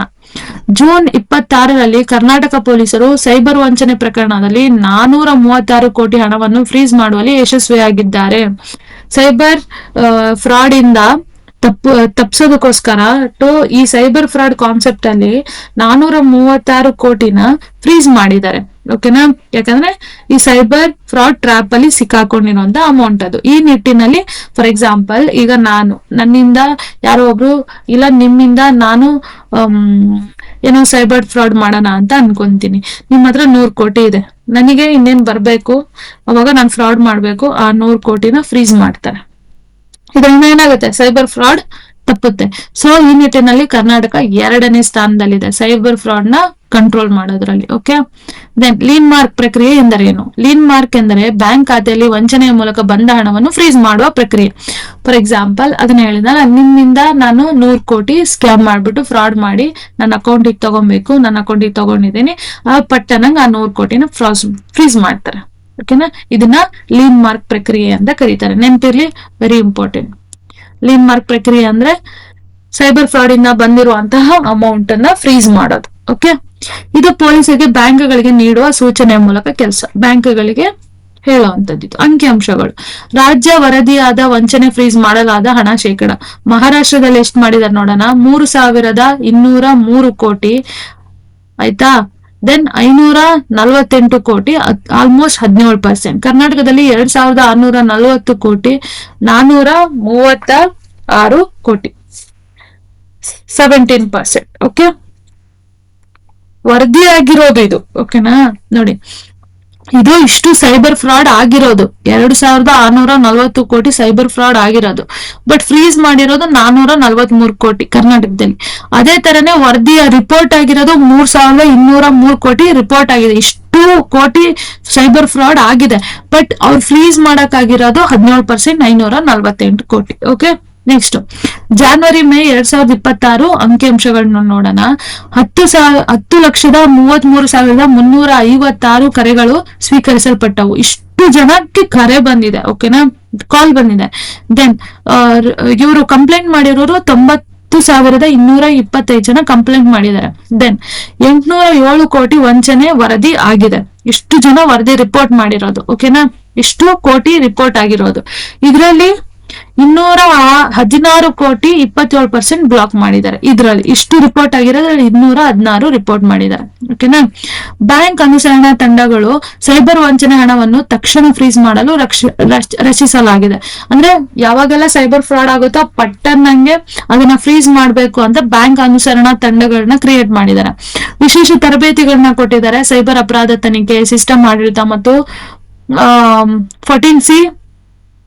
14C ಅಲ್ಲ, ಅದು I4C ಅನ್ಸುತ್ತೆ. ವೇದಿಕೆಯ ಬಳಕೆಗಾಗಿ ವೈರ್ಲೆಸ್ ಸಿಬ್ಬಂದಿಗೆ ವಿಶೇಷ ತರಬೇತಿ ನೀಡಲಾಗಿದೆ. ಓಕೆನಾ, ವಿಶೇಷ ಲಿಯಾಜನ್ ಅಧಿಕಾರಿಗಳು, ಲಿಯಾಜೋನ್ ಇಲ್ಲಿ ಓದಿದ್ವಲ್ಲ, ಲೇನ್ಮಾರ್ಕ್ ಅದೇ ತರನೇ. ಓಕೆನಾ, ಲಿಯಾಜನ್ ಅಧಿಕಾರಿಗಳು ಬ್ಯಾಂಕ್ಗಳೊಂದಿಗೆ ನಿರಂತರ ಸಮನ್ವಯವಾಗಿ ನೇಮಕ ಮಾಡ್ತಿರ್ತಾರೆ. ಬ್ಯಾಂಕ್ ಜೊತೆ ಕೋಆರ್ಡಿನೇಷನ್ ಅಲ್ಲಿ ಇವ್ರು ಇರ್ತಾರೆ. ಯಾರು? ಲಿಯಾಜನ್ ಅಧಿಕಾರಿಗಳು. ಓಕೆನಾ, ಯಾವಾಗೆಲ್ಲ ಈ ತರ ಟ್ರಾನ್ಸಾಕ್ಷನ್ ಆಗ್ತಿದೆ ಅನ್ನೋದೊಂದು ನ್ಯೂಸ್ ಬರುತ್ತೋ ಪಟ್ಟಣ ಫ್ರೀಸ್ ಮಾಡ್ತಾರೆ. ದೆನ್ ವೆಬ್ ದೂರು ಬಾಟ್ ಅಂದ್ರೆ ಏನ್ ಗೊತ್ತಾ? ಫಾರ್ ಎಕ್ಸಾಂಪಲ್ ನೀವು ಆನ್ಲೈನ್ ಅಲ್ಲಿ ಏನಾದ್ರು ಮಾಡುವಾಗ ಅಲ್ಲೊಂದು ಬಾಟ್ ಬರುತ್ತೆ, ಅಲ್ಲಿ ನೀವು ಕ್ವಶನ್ಸ್ ಗಳು ಕೇಳ್ಬೋದು, ಅದು ಆನ್ಸರ್ ಹೇಳುತ್ತೆ. ಸೊ ವೆಬ್ ದೂರು ಬಾಟ್ ದೂರ ನೋಂದಣಿಗಾಗಿ ವೆಬ್ ಅಂದ್ರೆ ಯಾರಾದ್ರೂ ಕಂಪ್ಲೇಂಟ್ ಮಾಡ್ಬೇಕು ಅಂದ್ರೆ ಅಲ್ಲಿ ಕಂಪ್ಲೇಂಟ್ ಮಾಡ್ಬೋದು. ದೆನ್ ವಾಟ್ಸ್ಆಪ್ ದೂರು ಬಾಟ್ ಕೂಡ ಇದೆ. ಇದರಲ್ಲಿ ವಾಟ್ಸ್ಆಪ್ ಮೂಲಕ ದೂರನ್ನ ನೋಂದಣಿ ಮಾಡಬಹುದು. ಓಕೆನಾ, ಸೈಬರ್ ವಂಚನೆ ಪ್ರಕರಣಗಳು ದೇಶಾದ್ಯಂತ ಹೆಚ್ಚುತ್ತಿವೆ. ತಂತ್ರಜ್ಞಾನದ ಸಂಯೋಜಿತ ಹಸ್ತಕ್ಷೇಪ ಮತ್ತು ಸಮರ್ಥ ಅಧಿಕಾರಿಗಳ ಪರಿಣಾಮವಾಗಿ ಕರ್ನಾಟಕ ಸೈಬರ್ ವಂಚನೆ ಜಾಲತಾಣಗಳನ್ನು ಕಿತ್ತು ಹಾಕುವ ದೇಶವು ಪ್ರಮುಖ ರಾಜ್ಯಗಳೊಂದಿಗೆ ಒಂದಾಗಿ ಹೊರಹೊಮ್ಮಿದೆ. ಓಕೆ, ನೆಕ್ಸ್ಟ್ ಜಲ ವಿವಾದ.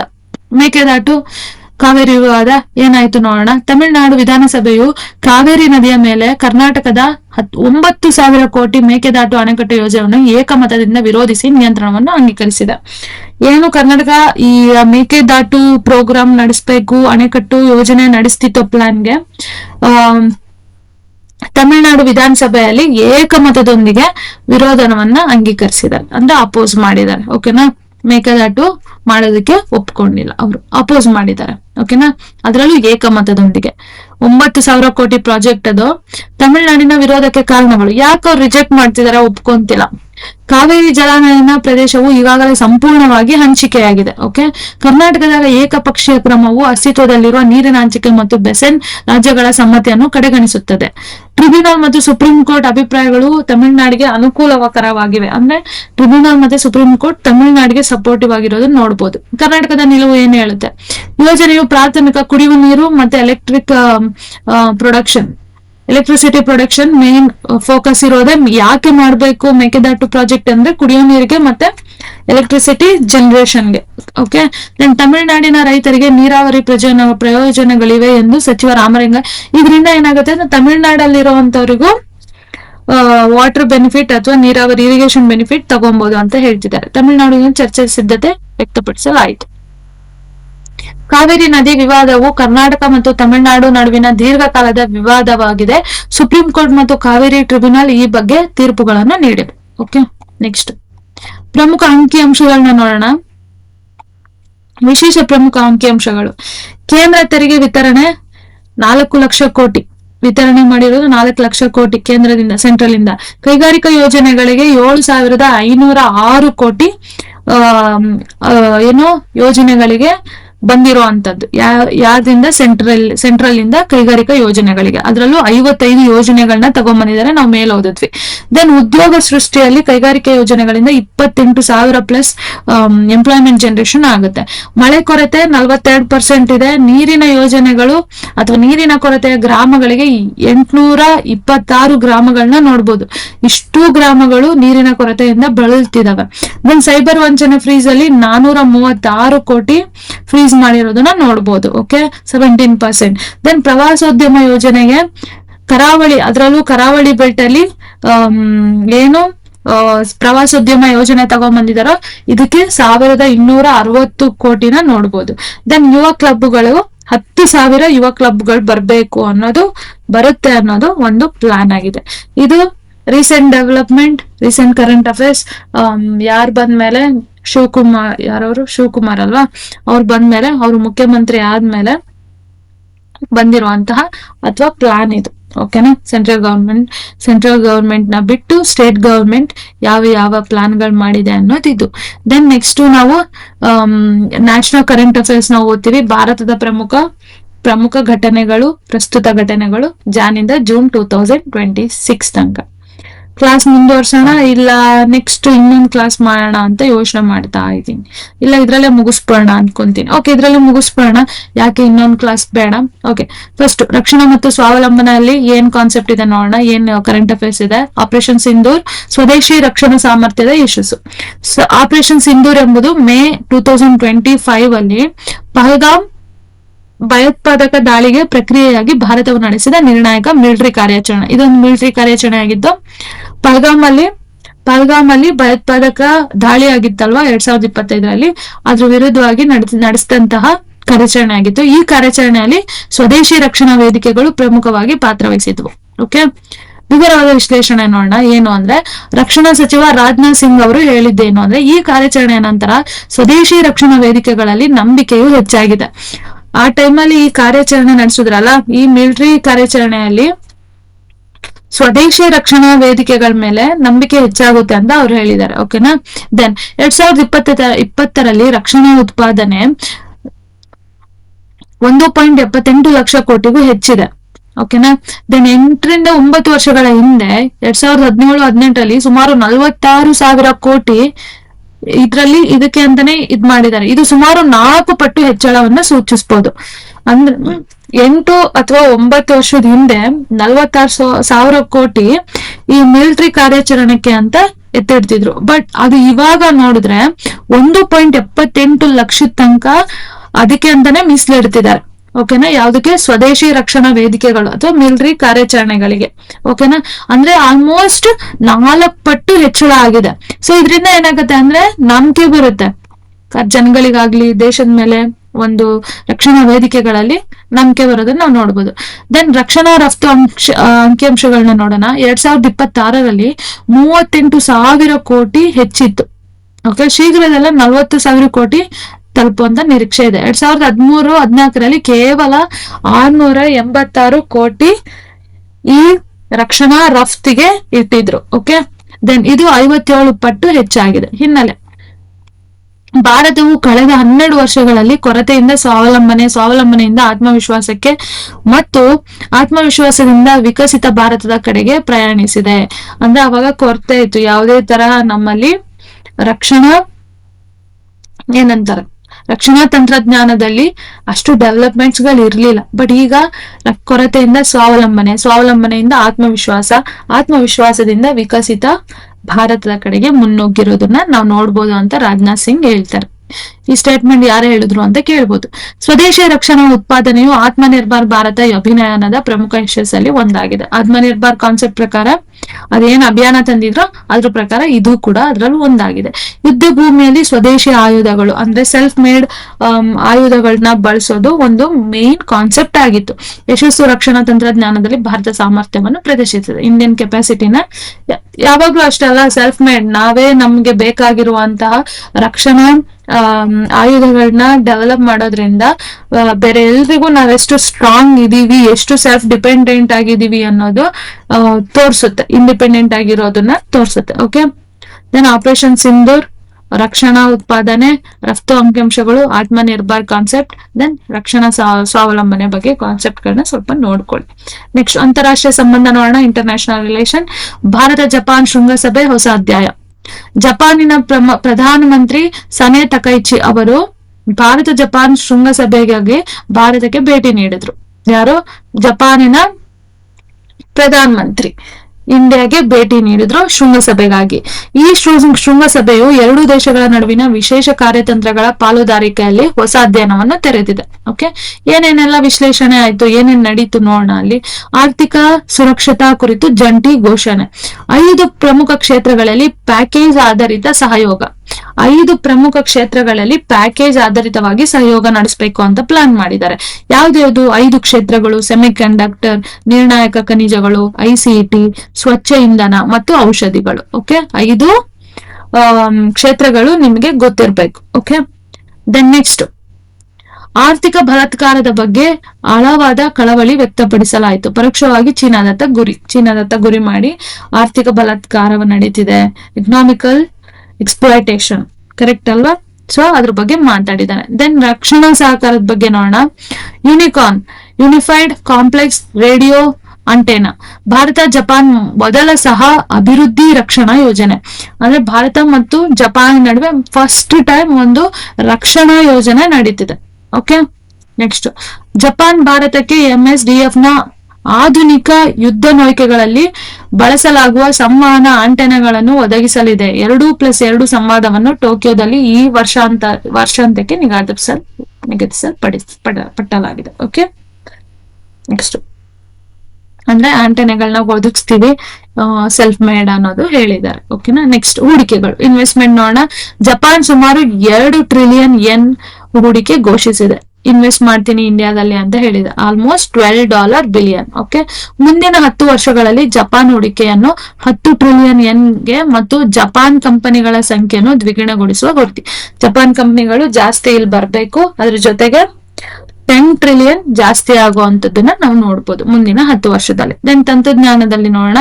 PM ಮೋದಿ ಪ್ರಕಾರ ತಾಂತ್ರಿಕ ಸಹಕಾರವು ಎರಡೂ ದೇಶಗಳ ಪಾಲುದಾರಿಕೆಯ ಬಲಿಷ್ಠ ಸ್ತಂಭವಾಗಿರುತ್ತದೆ. ಜಪಾನ್ ನಿರತ ತಂತ್ರಜ್ಞಾನ ಮತ್ತು ಭಾರತದ ಸಾಫ್ಟ್ವೇರ್ ಸಮರ್ಥಗಳ ಸಂಯೋಗವು ಜಾಗತಿಕ AI ಅಭಿವೃದ್ಧಿಗೆ ಹೊಸ ಚೈತನ್ಯವನ್ನು ನೀಡುತ್ತದೆ ಎಂದು, ಹೊಸ AI ಟೆಕ್ನಾಲಜಿಗೆ ಜಪಾನ್ ಒಂದು ಸಹಕಾರ ಮುಂದೆ ಹೆಲ್ಪ್ಫುಲ್ ಆಗುತ್ತೆ ಅಂತ ಹೇಳಿದ್ದಾರೆ. ಹಿನ್ನೆಲೆ ನೋಡೋಣ. ಜಪಾನ್ ಭಾರತದೊಂದಿಗೆ ಸಂಬಂಧಗಳನ್ನು ಬಲಪಡಿಸಲು 2 ಪ್ರಮುಖ ಕಾರಣ. ಮೇನ್ ಆಗಿ ಜಪಾನ್ ಮತ್ತೆ ಇಂಡಿಯಾ ಸಂಬಂಧ ರಿಲೇಶನ್ಶಿಪ್ ಚೆನ್ನಾಗಾಗ್ಬೇಕು ಅನ್ನೋದು ಒಂದು ಮೇನ್ ಕಾನ್ಸೆಪ್ಟ್ ಆಗಿದೆ. ಚೀನಾದ ಸಮುದ್ರೀಯ ಚಟುವಟಿಕೆಗಳ ವಿಸ್ತರಣೆ. ಓಕೆನಾ. ಕೋಸ್ಟಲ್ ಟ್ರೇಡ್ ಏನಿದೆಯೋ ಅಥವಾ ಓಷನ್ ಟ್ರೇಡ್ ಏನಿದೆಯೋ ಅದು ಮ್ಯಾರಿಟೈಮ್ ಟ್ರೇಡ್ ಸ್ಪ್ರೆಡ್ ಆಗ್ಬೇಕು. ಓಕೆನಾ, ಜಾಸ್ತಿ ಆಗ್ಬೇಕು. ಚೀನಾ ಸಮುದ್ರ ಮತ್ತು ಇತರ ಪ್ರದೇಶಗಳಲ್ಲಿ ಚೀನಾದ ಚಟುವಟಿಕೆಗಳು. ಭಾರತವು ಚೀನಾದೊಂದಿಗೆ ಗಡಿ ವಿವಾದವನ್ನು ಎದುರಿಸುತ್ತಿದೆ. ಭಾರತದ ಬೆಳವಣಿಗೆ ಸಾಮರ್ಥ್ಯ, ವಿಶ್ವದ ಅತಿ ಹೆಚ್ಚು ಜನಸಂಖ್ಯೆ ಹೊಂದಿರುವ ರಾಷ್ಟ್ರದೊಂದಿಗೆ ಹೂಡಿಕೆಗಳನ್ನು ಉತ್ತೇಜಿಸುವುದು. ಅತಿ ಹೆಚ್ಚು ಜನಸಂಖ್ಯೆ ಹೊಂದಿರುವ ದೇಶಗಳಲ್ಲಿ ಹೂಡಿಕೆ ಮಾಡೋದು ಇದ್ರದೊಂದು ಮೈನ್ ಉದ್ದೇಶ ಆಗಿದೆ. ದೆನ್ IMF ಪ್ರಕಾರ ಭಾರತವು ಮುಂದಿನ ವರ್ಷ ಜಪಾನ್ ಅನ್ನು ಹಿಂದಿಕ್ಕಿ ವಿಶ್ವದ 4ನೇ ಅತಿ ದೊಡ್ಡ ಆರ್ಥಿಕತೆ ಆಗಲಿದೆ. IMF ಪ್ರಕಾರ ಭಾರತವು ಮುಂದಿನ ವರ್ಷ ಜಪಾನ್ ಅನ್ನ ಹಿಂದಿಟ್ಬಿಟ್ಟು 4ನೇ ಅತಿ ದೊಡ್ಡ ಆರ್ಥಿಕತೆ ಆಗಲಿದೆ. ಓಕೆ, ನೆಕ್ಸ್ಟ್ PM ಮೋದಿ ಅವರು ಹರ್ಮುಜ್ ಜಲಸಂಧಿ ಬಿಕ್ಕಟ್ಟು ಕುರಿತು ವಿವರಣೆ ಏನ್ ಹೇಳಿದ್ದಾರೆ ನೋಡೋಣ. ಇರಾನ್ ಮತ್ತು US ಇಸ್ರೇಲ್ ಯುದ್ಧದಿಂದ ಉಂಟಾದ ಜಾಗತಿಕ ಇಂಧನ ಮತ್ತು ಗೊಬ್ಬರ ಪೂರೈಕೆಯ ಅಡೆತಡೆಗಳನ್ನು ಭಾರತವು ಯಶಸ್ವಿಯಾಗಿ ನಿವಾರಿಸಿದೆ ಎಂದು ಪ್ರಧಾನ ಮಂತ್ರಿ ಮೋದಿ ಅವರು ಹೇಳಿದರು. ಇರಾನ್ ಮತ್ತೆ US ಇಸ್ರೇಲ್ ಏನ್ ನಡೀತಿದೆಯೋ ಯುದ್ಧ, ಇದರಿಂದ ಮತ್ತೆ ಜಾಗತಿಕ ಇಂಧನ ಮತ್ತು ಗೊಬ್ಬರ ಪೂರೈಕೆಗಳು ಅಡೆತಡೆಗಳಾಗ್ತಿದೆ. ಕರೆಕ್ಟ್ ಅಲ್ವಾ? ಗ್ಯಾಸ್ ರೇಟ್ ಜಾಸ್ತಿ ಆಗಿದೆ, ಪೆಟ್ರೋಲ್ ರೇಟ್ ಜಾಸ್ತಿ ಆಗಿದೆ. ಇದರಿಂದ ಏನ್ ಪ್ರಾಬ್ಲಮ್ ಆಗ್ತಿದೆ? ಈ ಪ್ರಾಬ್ಲಮ್ ನ ಯಶಸ್ವಿಯಾಗಿ ನಿವಾರಿಸೋದಕ್ಕೆ ಮೋದಿ ಏನಂತ ಹೇಳಿದ್ದಾರೆ ನೋಡೋಣ. ಬಿಕ್ಕಟ್ಟಿನ ಸಮಯದಲ್ಲಿ ಭಾರತದ ಕ್ರಮಗಳು. ಬಿಕ್ಕಟ್ಟು ಆರಂಭವಾದಾಗ ಭಾರತವು ಸುಮಾರು 25-26 ದೇಶಗಳಿಂದ ಇಂಧನವನ್ನು ಆಮದು ಮಾಡಿಕೊಳ್ಳುತ್ತಿತ್ತು. ಬಿಕ್ಕಟ್ಟಿನ ಸಮಯದಲ್ಲಿ ಇದನ್ನು 40 ಮುಂಚೆ ಇದೇನ್ ಪ್ರಾಬ್ಲಮ್ ಆಯ್ತೋ ಈ ಇಶ್ಯೂಗಿಂತ ಮುಂಚೆ 25-26ರಿಂದ ನಾವು ಇಂಪೋರ್ಟ್ ಮಾಡ್ಕೊಂತಿದೀವಿ.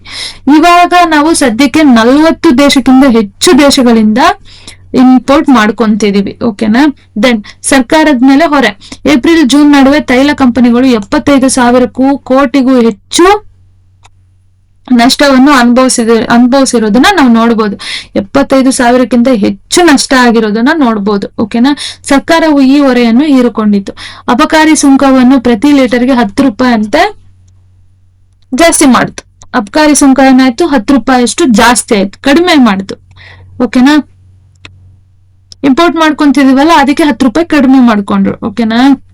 Then excise tax. ಅಬಕಾರಿ ಸುಂಕ ಅಂದ್ರೆ ಎಕ್ಸೈಸ್ ಕಟ್ತೀವಲ್ಲ, ಅಂದ್ರೆ ಇಂಪೋರ್ಟ್ ಮಾಡ್ಕೊಳ್ಳುವಾಗ 10 ರೂಪಾಯಿ ಅಷ್ಟು ಕಮ್ಮಿ ಮಾಡ್ತು ಪ್ರತಿ ಲೀಟರ್ಗೆ. ಓಕೆ, ಯಾರು ಭಾರತವನ್ನು ವಿಫಲಗೊಳಿಸಲು ಬಯಸಿದ್ದರೋ ಅವರು ಊಹೆಗಳನ್ನು ಮಾಡಲು ಆರಂಭಿಸಿದರು. ಇಂದು ಅವರು ಹತಾಶೆಗಳು ಆಳದಲ್ಲಿ ಮುಳುಗಿರಬೇಕು ಎಂದು PM ಮೋದಿ ಹೇಳಿದರು. ಓಕೆ, ನೆಕ್ಸ್ಟ್ ಹರ್ಮುಜ್ ಜಲಸಂಧಿ ವಿಶ್ವದ ಪ್ರಮುಖ ತೈಲ ಸಾಗಣೆ ಮಾರ್ಗಗಳಲ್ಲಿ ಒಂದಾಗಿವೆ. ಈ ಜಲಸಂಧಿಯಲ್ಲಿ ಅಡೆತಡೆ ಉಂಟಾದಾಗ ಭಾರತದ ಇಂಧನ ಭದ್ರತೆಯು ತೀವ್ರ ಅಪಾಯಕ್ಕೆ ಒಳಗಾಗುತ್ತಿತ್ತು. ಭಾರತದ ರಾಜತಾಂತ್ರಿಕ ಸಾಮರ್ಥ್ಯವು ಬಿಕ್ಕಟ್ಟನ್ನು ನಿವಾರಿಸಲು ಸಹಾಯ ಮಾಡಿತು. ಓಕೆ, ನೆಕ್ಸ್ಟ್ ಹೋಗೋಣ. ಇಲ್ಲಿ ತನಕ ಸಾಕು, ಆಲ್ಮೋಸ್ಟ್ ತುಂಬಾ ಲೆಂತಿ ಆಗಿದೆ ಅನ್ಕೊಂತೀನಿ. ನೆಕ್ಸ್ಟ್ ವಿಡಿಯೋದಲ್ಲಿ ಇಲ್ಲಿಂದ ಕವರ್ ಅಪ್ ಮಾಡ್ಕೊಳ್ಳೋಣ. ಓಕೆ, ಇಲ್ಲ ಇದೊಂದು ವಿಡಿಯೋದಲ್ಲೇ ಕಂಪ್ಲೀಟ್ ಮಾಡ್ಬಿಡೋಣ. ಇಲ್ಲ ಇದೊಂದು ವಿಡಿಯೋದಲ್ಲೇ ಕಂಪ್ಲೀಟ್ ಮಾಡೋಣ. ಮತ್ತೆ ಇನ್ನೊಂದು ವಿಡಿಯೋ ಎಲ್ಲ ಬೇಡ. ಮತ್ತೆ ಯಾಕಿವೆಲ್ಲ ಒಂದೇ ವಿಡಿಯೋದಲ್ಲಿ ಕಂಪ್ಲೀಟ್ 6 months ವಿಡಿಯೋ ಒಂದೇ ವಿಡಿಯೋದಲ್ಲೇ ಸಿಗ್ಲಿ. ಓಕೆನಾ? ನೆಕ್ಸ್ಟ್ ಆಡಳಿತ ಮತ್ತು ಆರ್ಥಿಕತೆ. GDP 7.7% ಬೆಳವಣಿಗೆ, ಕೇಂದ್ರ ಗೃಹ ಸಚಿವರು ತೃಪ್ತಿ. ಫೈನಾನ್ಷಿಯಲ್ ಇಯರ್ 2025-26 ಅಲ್ಲಿ ಭಾರತದ 7.7% GDP ಡೆವಲಪ್ಮೆಂಟ್ ಆಗಿರೋದನ್ನ ನೋಡ್ಬೋದು. ಓಕೆನಾ? ಇದು ಜಾಗತಿಕ ಆರ್ಥಿಕ ಅನಿಶ್ಚಿತೆಯ ನಡುವೆಯೂ ಸಾಧಿಸಲಾದ ಗಮನಾರ್ಹ ಬೆಳವಣಿಗೆ. ನೆನ್ಪಿರ್ಲಿ, ಇದು ಈ ಫ್ಯಾಕ್ಟ್ ನೆನ್ಪಿರ್ಲಿ. ಓಕೆನಾ? 7.7% GDP ಡೆವಲಪ್ಮೆಂಟ್ ಆಗಿರೋದನ್ನ ನೋಡ್ಬೋದು. 2026 ಬಜೆಟ್ ನಲ್ಲಿ ಮತ್ತಷ್ಟು ಆರ್ಥಿಕ ಸುಧಾರಣೆಗಳು ನಿರೀಕ್ಷಿಸಲಾಗಿದೆ. ಓಕೆ, ಹಿನ್ನೆಲೆ ಭಾರತವು ವಿಶ್ವದ ವೇಗವಾಗಿ ಬೆಳೆಯುತ್ತಿರುವ ಪ್ರಮುಖ ಆರ್ಥಿಕತೆಯಲ್ಲಿ ಒಂದಾಗಿದೆ. ಕರೆಕ್ಟ್ ಅಲ್ವಾ? ಸ್ಥಿರವಾದ ಬೆಳವಣಿಗೆಯು ಭಾರತವನ್ನು ವಿಶ್ವದ 4ನೇ ಅತಿ ದೊಡ್ಡ ಆರ್ಥಿಕತೆಯನ್ನಾಗಿ ಮಾಡಿದೆ.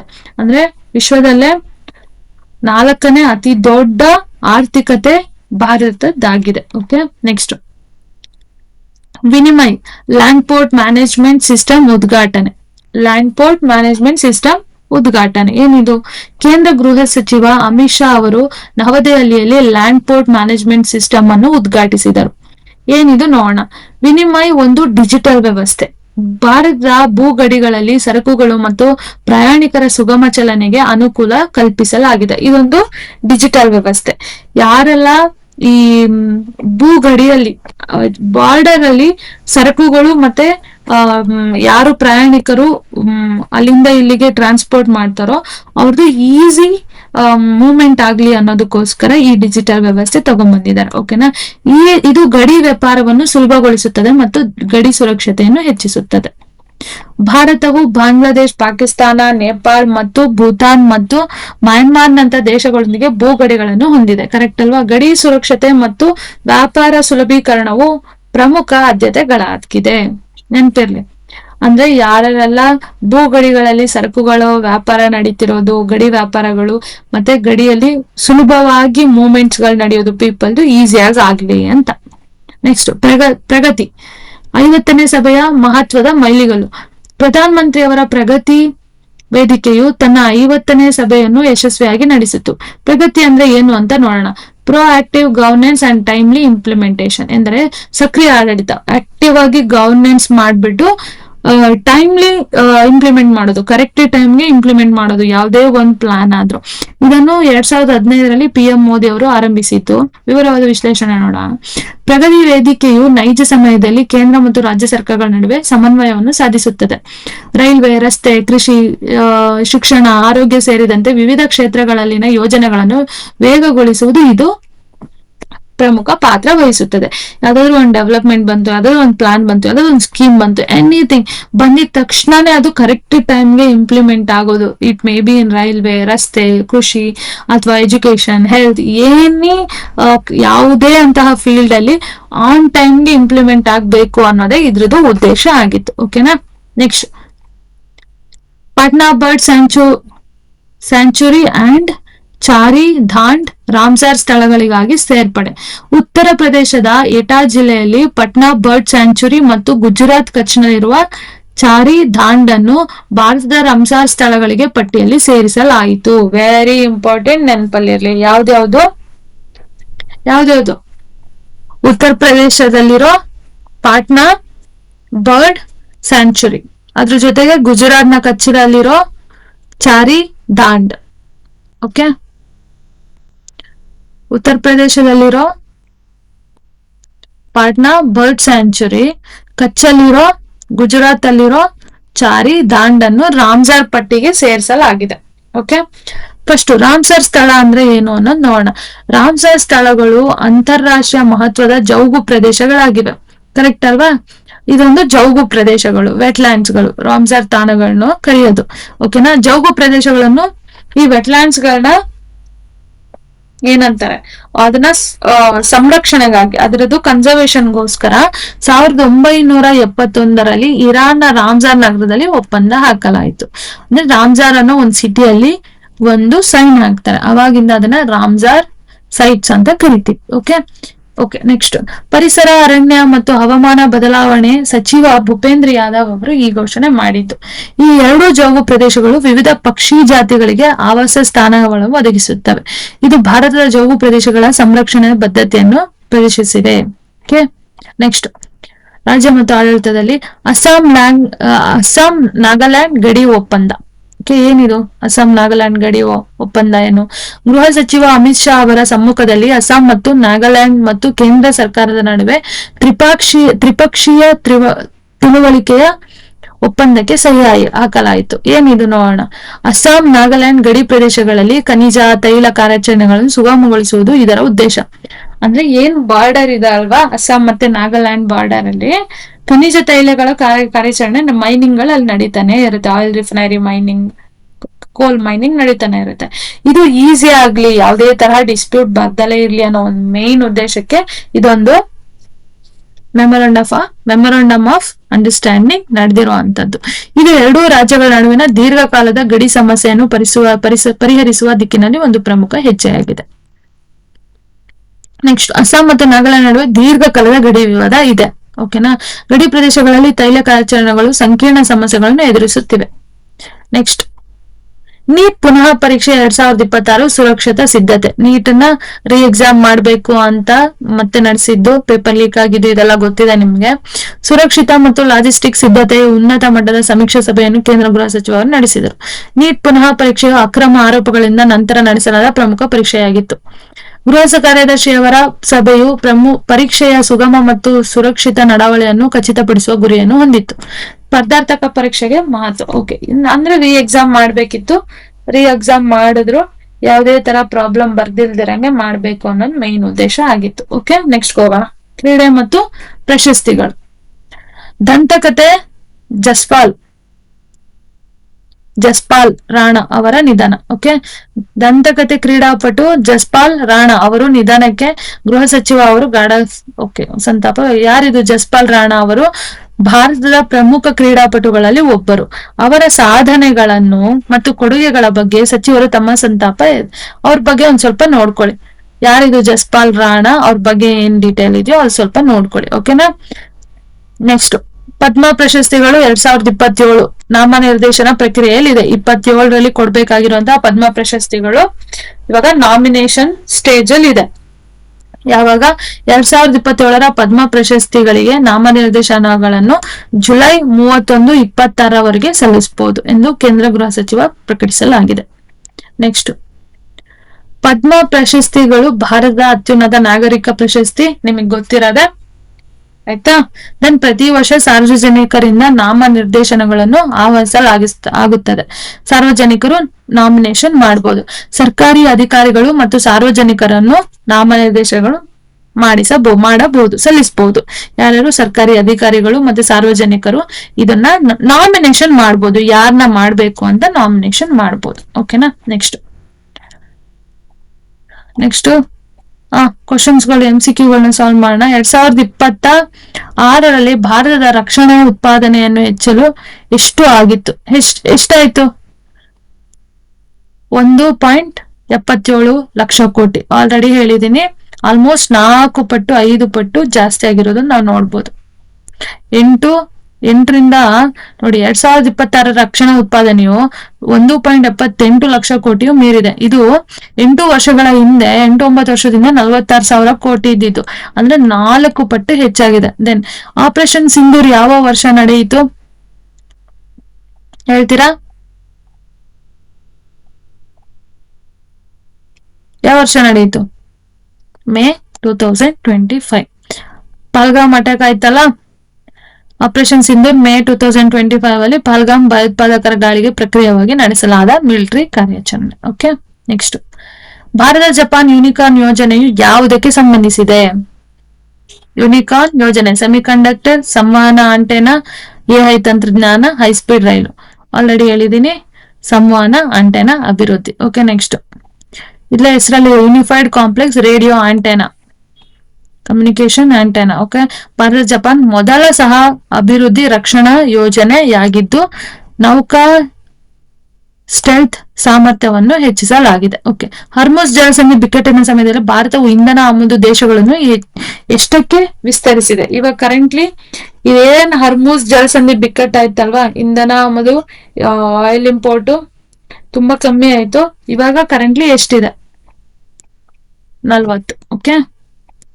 ಬಿಕ್ಕಟ್ಟು ಸಮಯದಲ್ಲಿ ಭಾರತವು ಸುಮಾರು 25ರಿಂದ 26 ದೇಶಗಳಿತ್ತು, ಈಗ 40ಕ್ಕೂ ಹೆಚ್ಚು ದೇಶಗಳಾಗಿದೆ. ಓಕೆ. 2026ರಲ್ಲಿ ಭಾರತದ GDP ಬೆಳವಣಿಗೆ ದರ ಎಷ್ಟು? ವೆರಿ ಇಂಪಾರ್ಟೆಂಟ್, ಹೇಳಿದೆ 7.7%. 2025-26ರಲ್ಲಿ ಭಾರತದ GDP ಡೆವಲಪ್ಮೆಂಟ್ 7.75% ನೋಡ್ಬೋದು. ಓಕೆ.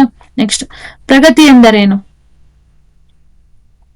ಇಟ್ಸ್ ಈ ಗವರ್ನೆನ್ಸ್ ವೇದಿಕೆ, ಕರೆಕ್ಟ್ ಅಲ್ವಾ?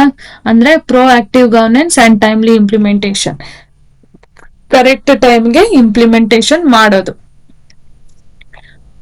Okay. Next, Patna bird sanctuary ಯಾವ ರಾಜ್ಯದಲ್ಲಿದೆ? ಅಫ್ಕೋರ್ಸ್ UP ಯಲ್ಲಿದೆ, ಕರೆಕ್ಟ್ ಅಲ್ವಾ? ನೆಕ್ಸ್ಟ್, ಅಸ್ಸಾಂ ನಾಗಾಲ್ಯಾಂಡ್ ಗಡಿ ಒಪ್ಪಂದವು ಯಾವುದಕ್ಕೆ ಸಂಬಂಧಪಟ್ಟಿದೆ? ಈಸಿ, ಖನಿಜ ತೈಲ ಕಾರ್ಯಾಚರಣೆಗಳು. ಓಕೆ. MOU ಸೈನ್ ಆಯ್ತು, ಮೆಮೊರಾಂಡಮ್ ಆಫ್ ಅಂಡರ್ಸ್ಟ್ಯಾಂಡಿಂಗ್ ಸೈನ್ ಆಯ್ತು 2 ಸ್ಟೇಟ್ಗಳ ಮಧ್ಯೆ. ಓಕೆ. 2027ರ ಪದ್ಮ ಪ್ರಶಸ್ತಿಗಳಿಗೆ ನಾಮನಿರ್ದೇಶನ ಸಲ್ಲಿಸಲು ಕೊನೆಯ ದಿನಾಂಕ ಯಾವುದು? ಇದೇನು ಇಂಪಾರ್ಟೆಂಟ್ ಕ್ವಶನ್ ಅಲ್ಲ, ಈ ತರ ಕ್ವಶನ್ ಕೇಳಲ್ಲ. ಓಕೆನಾ. Option C. Okay. Next, Japan ಭಾರತದಲ್ಲಿ ಎಷ್ಟು $1 ಬಿಲಿಯನ್ ಹೂಡಿಕೆ ಘೋಷಿಸಿತು? ಇಂಪಾರ್ಟೆಂಟ್, ನೆನಪಿರ್ಲಿ, $12 ಬಿಲಿಯನ್ ಇನ್ವೆಸ್ಟ್ಮೆಂಟ್ ಘೋಷಿಸುತ್ತಾರೆ. ಓಕೆ. ಇನ್ನು 10 ವರ್ಷದಲ್ಲಿ ಎಷ್ಟಾಗ್ಬೋದು ಅಂತ ಪ್ಲಾನ್ ಇದೆ? 10 trillion. Okay. Next, financial year 2025-26 ಅಲ್ಲಿ ಭಾರತದ GDP ಬೆಳವಣಿಗೆಯ ಬಗ್ಗೆ ತೃಪ್ತಿ ವ್ಯಕ್ತಪಡಿಸಿದವರು ಯಾರು? ಅಮಿತ್ ಶಾ. ಇದು ಕೇಳಲ್ಲ, ಇದು ಇಂಪಾರ್ಟೆಂಟ್ ಇಲ್ಲ ಕ್ವಶನ್. ಓಕೆ. ನೆಕ್ಸ್ಟ್, ಜಪಾನ್ ಭಾರತಕ್ಕೆ ಒದಗಿಸಿರುವ ಸಂವಹನ ಆಂಟೆನಾಗಳನ್ನು ಯಾವ ಯುದ್ಧ ನೌಕೆಗಳಲ್ಲಿ ಬಳಸಲಾಗುತ್ತದೆ? ಇದು ಹೇಳಿ, ಇಂಪಾರ್ಟೆಂಟ್.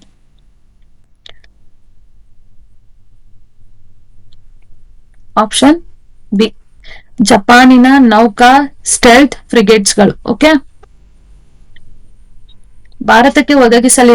ಜಪಾನ್ ಭಾರತಕ್ಕೆ ಒದಗಿಸಲಿರುವ ಸಂವಹನ ಆಂಟೆನಾಗಳು ಯಾವ ಯುದ್ಧ ನೌಕೆಗಳಲ್ಲಿ ಬಳಸಲಾಗುತ್ತದೆ? ಜಪಾನಿನ ನೌಕಾ ಸ್ಟೆಲ್ತ್ ಫ್ರಿಗೇಟ್ಸ್ಗಳು. ಓಕೆ, ನೆಕ್ಸ್ಟ್, 2020ರಲ್ಲಿ ಭಾರತದ ರಕ್ಷಣಾ ರಫ್ತು ಎಷ್ಟಾಗಿತ್ತು? ಇಂಪಾರ್ಟೆಂಟ್, 38 ಕೋಟಿ. ಓಕೆ, ನೆಕ್ಸ್ಟ್, ಪ್ರಗತಿ ವೇದಿಕೆಯು ಯಾವ ಸಭೆಯು ಮಹತ್ವದ ಮೈಲಿಗಲ್ಲನ್ನು ಸಾಧಿಸಿದೆ? ಪ್ರಗತಿ 50 ವರ್ಷ ಆಯ್ತು ಅಂತ 50ನೇ ಸಭೆ ನಡೆದಿದ್ದಲ್ವಾ, ಇದು ಮಹತ್ವದ ಮೈಲಿಗಲ್ಲಾಗಿದೆ. ಓಕೆ, ಚಾರಿ ದಾಂಡ್ ರಾಮ್ಸಾರ್ ಸ್ಥಳವು ಯಾವ ರಾಜ್ಯದಲ್ಲಿದೆ? ಗುಜರಾತ್. ರಾಮ್ಸಾರ್ ಸೈಟ್ ಅಲ್ವಾ ಈ ವರ್ಷ ಘೋಷಿಸಿರೋದು. ನೆಕ್ಸ್ಟ್, ಹರ್ಮೋಸ್ ಜಲಸಂಧಿಯ ಬಿಕ್ಕಟ್ಟಿನಲ್ಲಿ ಭಾರತದ ತೈಲ ಕಂಪನಿಗಳು ಎಷ್ಟು ನಷ್ಟ ಅವಲಂಬಿಸಿದವು? ಎಷ್ಟು ನಷ್ಟ ಆಯ್ತು? 75,000 ಕೋಟಿ. Not important, ಅಷ್ಟೇನಿಲ್ಲ.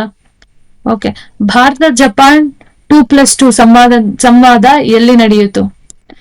2+2 ಸಂವಾದ ಎಲ್ಲಿ ನಡೀತು? ಇಂಡಿಯಾ ಮತ್ತೆ ಜಪಾನ್ ಮಧ್ಯೆ ನಡೆದಿದ್ದು. Option B, Tokyo. Okay, PM Modi ಅವರ ಪ್ರಕಾರ ಭಾರತ ಜಪಾನ್ ಪಾಲುದಾರಿಕೆಯ ಬಲಿಷ್ಠ ಸ್ತಂಭ ಯಾವುದು? ಕೋರ್ಸ್ ಅಲ್ವಾ, AI ಇವಾಗ ಇರುವಂತ ಟೆಕ್ನಾಲಜಿ. ನೆಕ್ಸ್ಟ್, ನೀಟ್ ಪುನಃ ಪರೀಕ್ಷೆ 2026 ಸುರಕ್ಷತಾ ಸಿದ್ಧತೆಯ ಸಭೆಯನ್ನು ನಡೆಸಿದವರು ಯಾರು?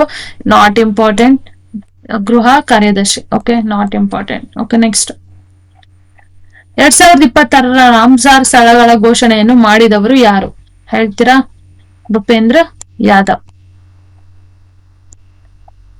ಅವರಲ್ವಾ? ಪರಿಸರ ಅರಣ್ಯ ಹವಾಮಾನ ಬದಲಾವಣಾ ಸಚಿವ ಭೂಪೇಂದ್ರ ಯಾದವ್ ಅವರು Patna bird sanctuary and Charidhand Ramsar ಸ್ಥಳಗಳನ್ನ ಸೇರ್ಪಡಿಸಿದ್ರು. ಓಕೆ, ಇದು ಇವತ್ತಿನ ಕರೆಂಟ್ ಅಫೇರ್ಸ್ ಕ್ಲಾಸ್ ಆಗಿತ್ತು. ವಿತ್ MCQ ಸಾಲ್ವ್ ಮಾಡಿದೀವಿ. ಸೊ ಹೀಗೆ ಮತ್ತೆ ಕ್ಲಾಸಸ್ಗಳನ್ನ ಮಾಡೋಣ. ಸೊ ದಟ್ ನೀವು ನನ್ನ ಜೊತೆ ಇರಬೇಕು. ನೀವು ನನ್ನ ಜೊತೆ ಇದ್ರೇನೆ ನನಗೂ ಹೆಲ್ಪ್ಫುಲ್ ಆಗುತ್ತೆ ನೆಕ್ಸ್ಟ್ ಕ್ಲಾಸಸ್ಗಳನ್ನ ನಡೆಸೋದಕ್ಕೆ. So thank you all, love you all. ಮತ್ತೆ ನೆಕ್ಸ್ಟ್ ವಿಡಿಯೋದಲ್ಲಿ ಇನ್ನೊಂದು ಸ್ವಲ್ಪ ನನಗನ್ನಿಸ್ತು ಇನ್ನೊಂದು ಸ್ವಲ್ಪ ಬೆಟರ್ ಕೊಡ್ಬೋದಿತ್ತು ಅಂತ. ನನಗೆ ಸ್ಯಾಟಿಸ್ಫೈ ಆಗಿಲ್ಲ ನಾನು ನಿಮಗೆ ಕೊಟ್ಟಿರೋದ್ರಲ್ಲಿ. But don't worry, I will give best. ನಾನು ನಿಮಗೆ ತಗೊಂಬಂದ್ ಕೊಡೋದ್ರಲ್ಲಿ ಟ್ರೈ ಮಾಡ್ತೀನಿ. ಓಕೆನಾ? ಸೊ ನಿಮ್ಗೆ ಯಾವಾಗ್ಲೂ ಬೆಸ್ಟ್ ಕೊಡೋದಕ್ಕೆ ಟ್ರೈ ಮಾಡ್ತೀನಿ. ಇದೊಂದು ನಾರ್ಮಲ್ ಆಗಿತ್ತು, ನಾನು ಬೆಸ್ಟ್ ಕೊಟ್ಟಿದ್ದೀನಿ ಅಂತ ನನಗೆ ಅನ್ಸಿಲ್ಲ. But it's okay. ನಾನು ಕರೆಂಟ್ ಅಫೇರ್ಸ್ ಫಸ್ಟ್ ಟೈಮ್ ಮಾಡಿದ್ದು, but I tried my best ಅಂತ ಅನ್ಕೊಂತೀನಿ. ನೆಕ್ಸ್ಟ್ ಕ್ಲಾಸಸ್ ಅಲ್ಲಿ ಬೆಸ್ಟ್ ತಗೊಂಬಂದ್ ಕೊಡ್ತೀನಿ. I promise for that. ಎಲ್ಲಾನು ನಾನು ನಿಮಗೆ ಬೆಸ್ಟ್ ತಗೊಡ್ತೀನಿ. So thanks for being with me. Love you all. Bye by.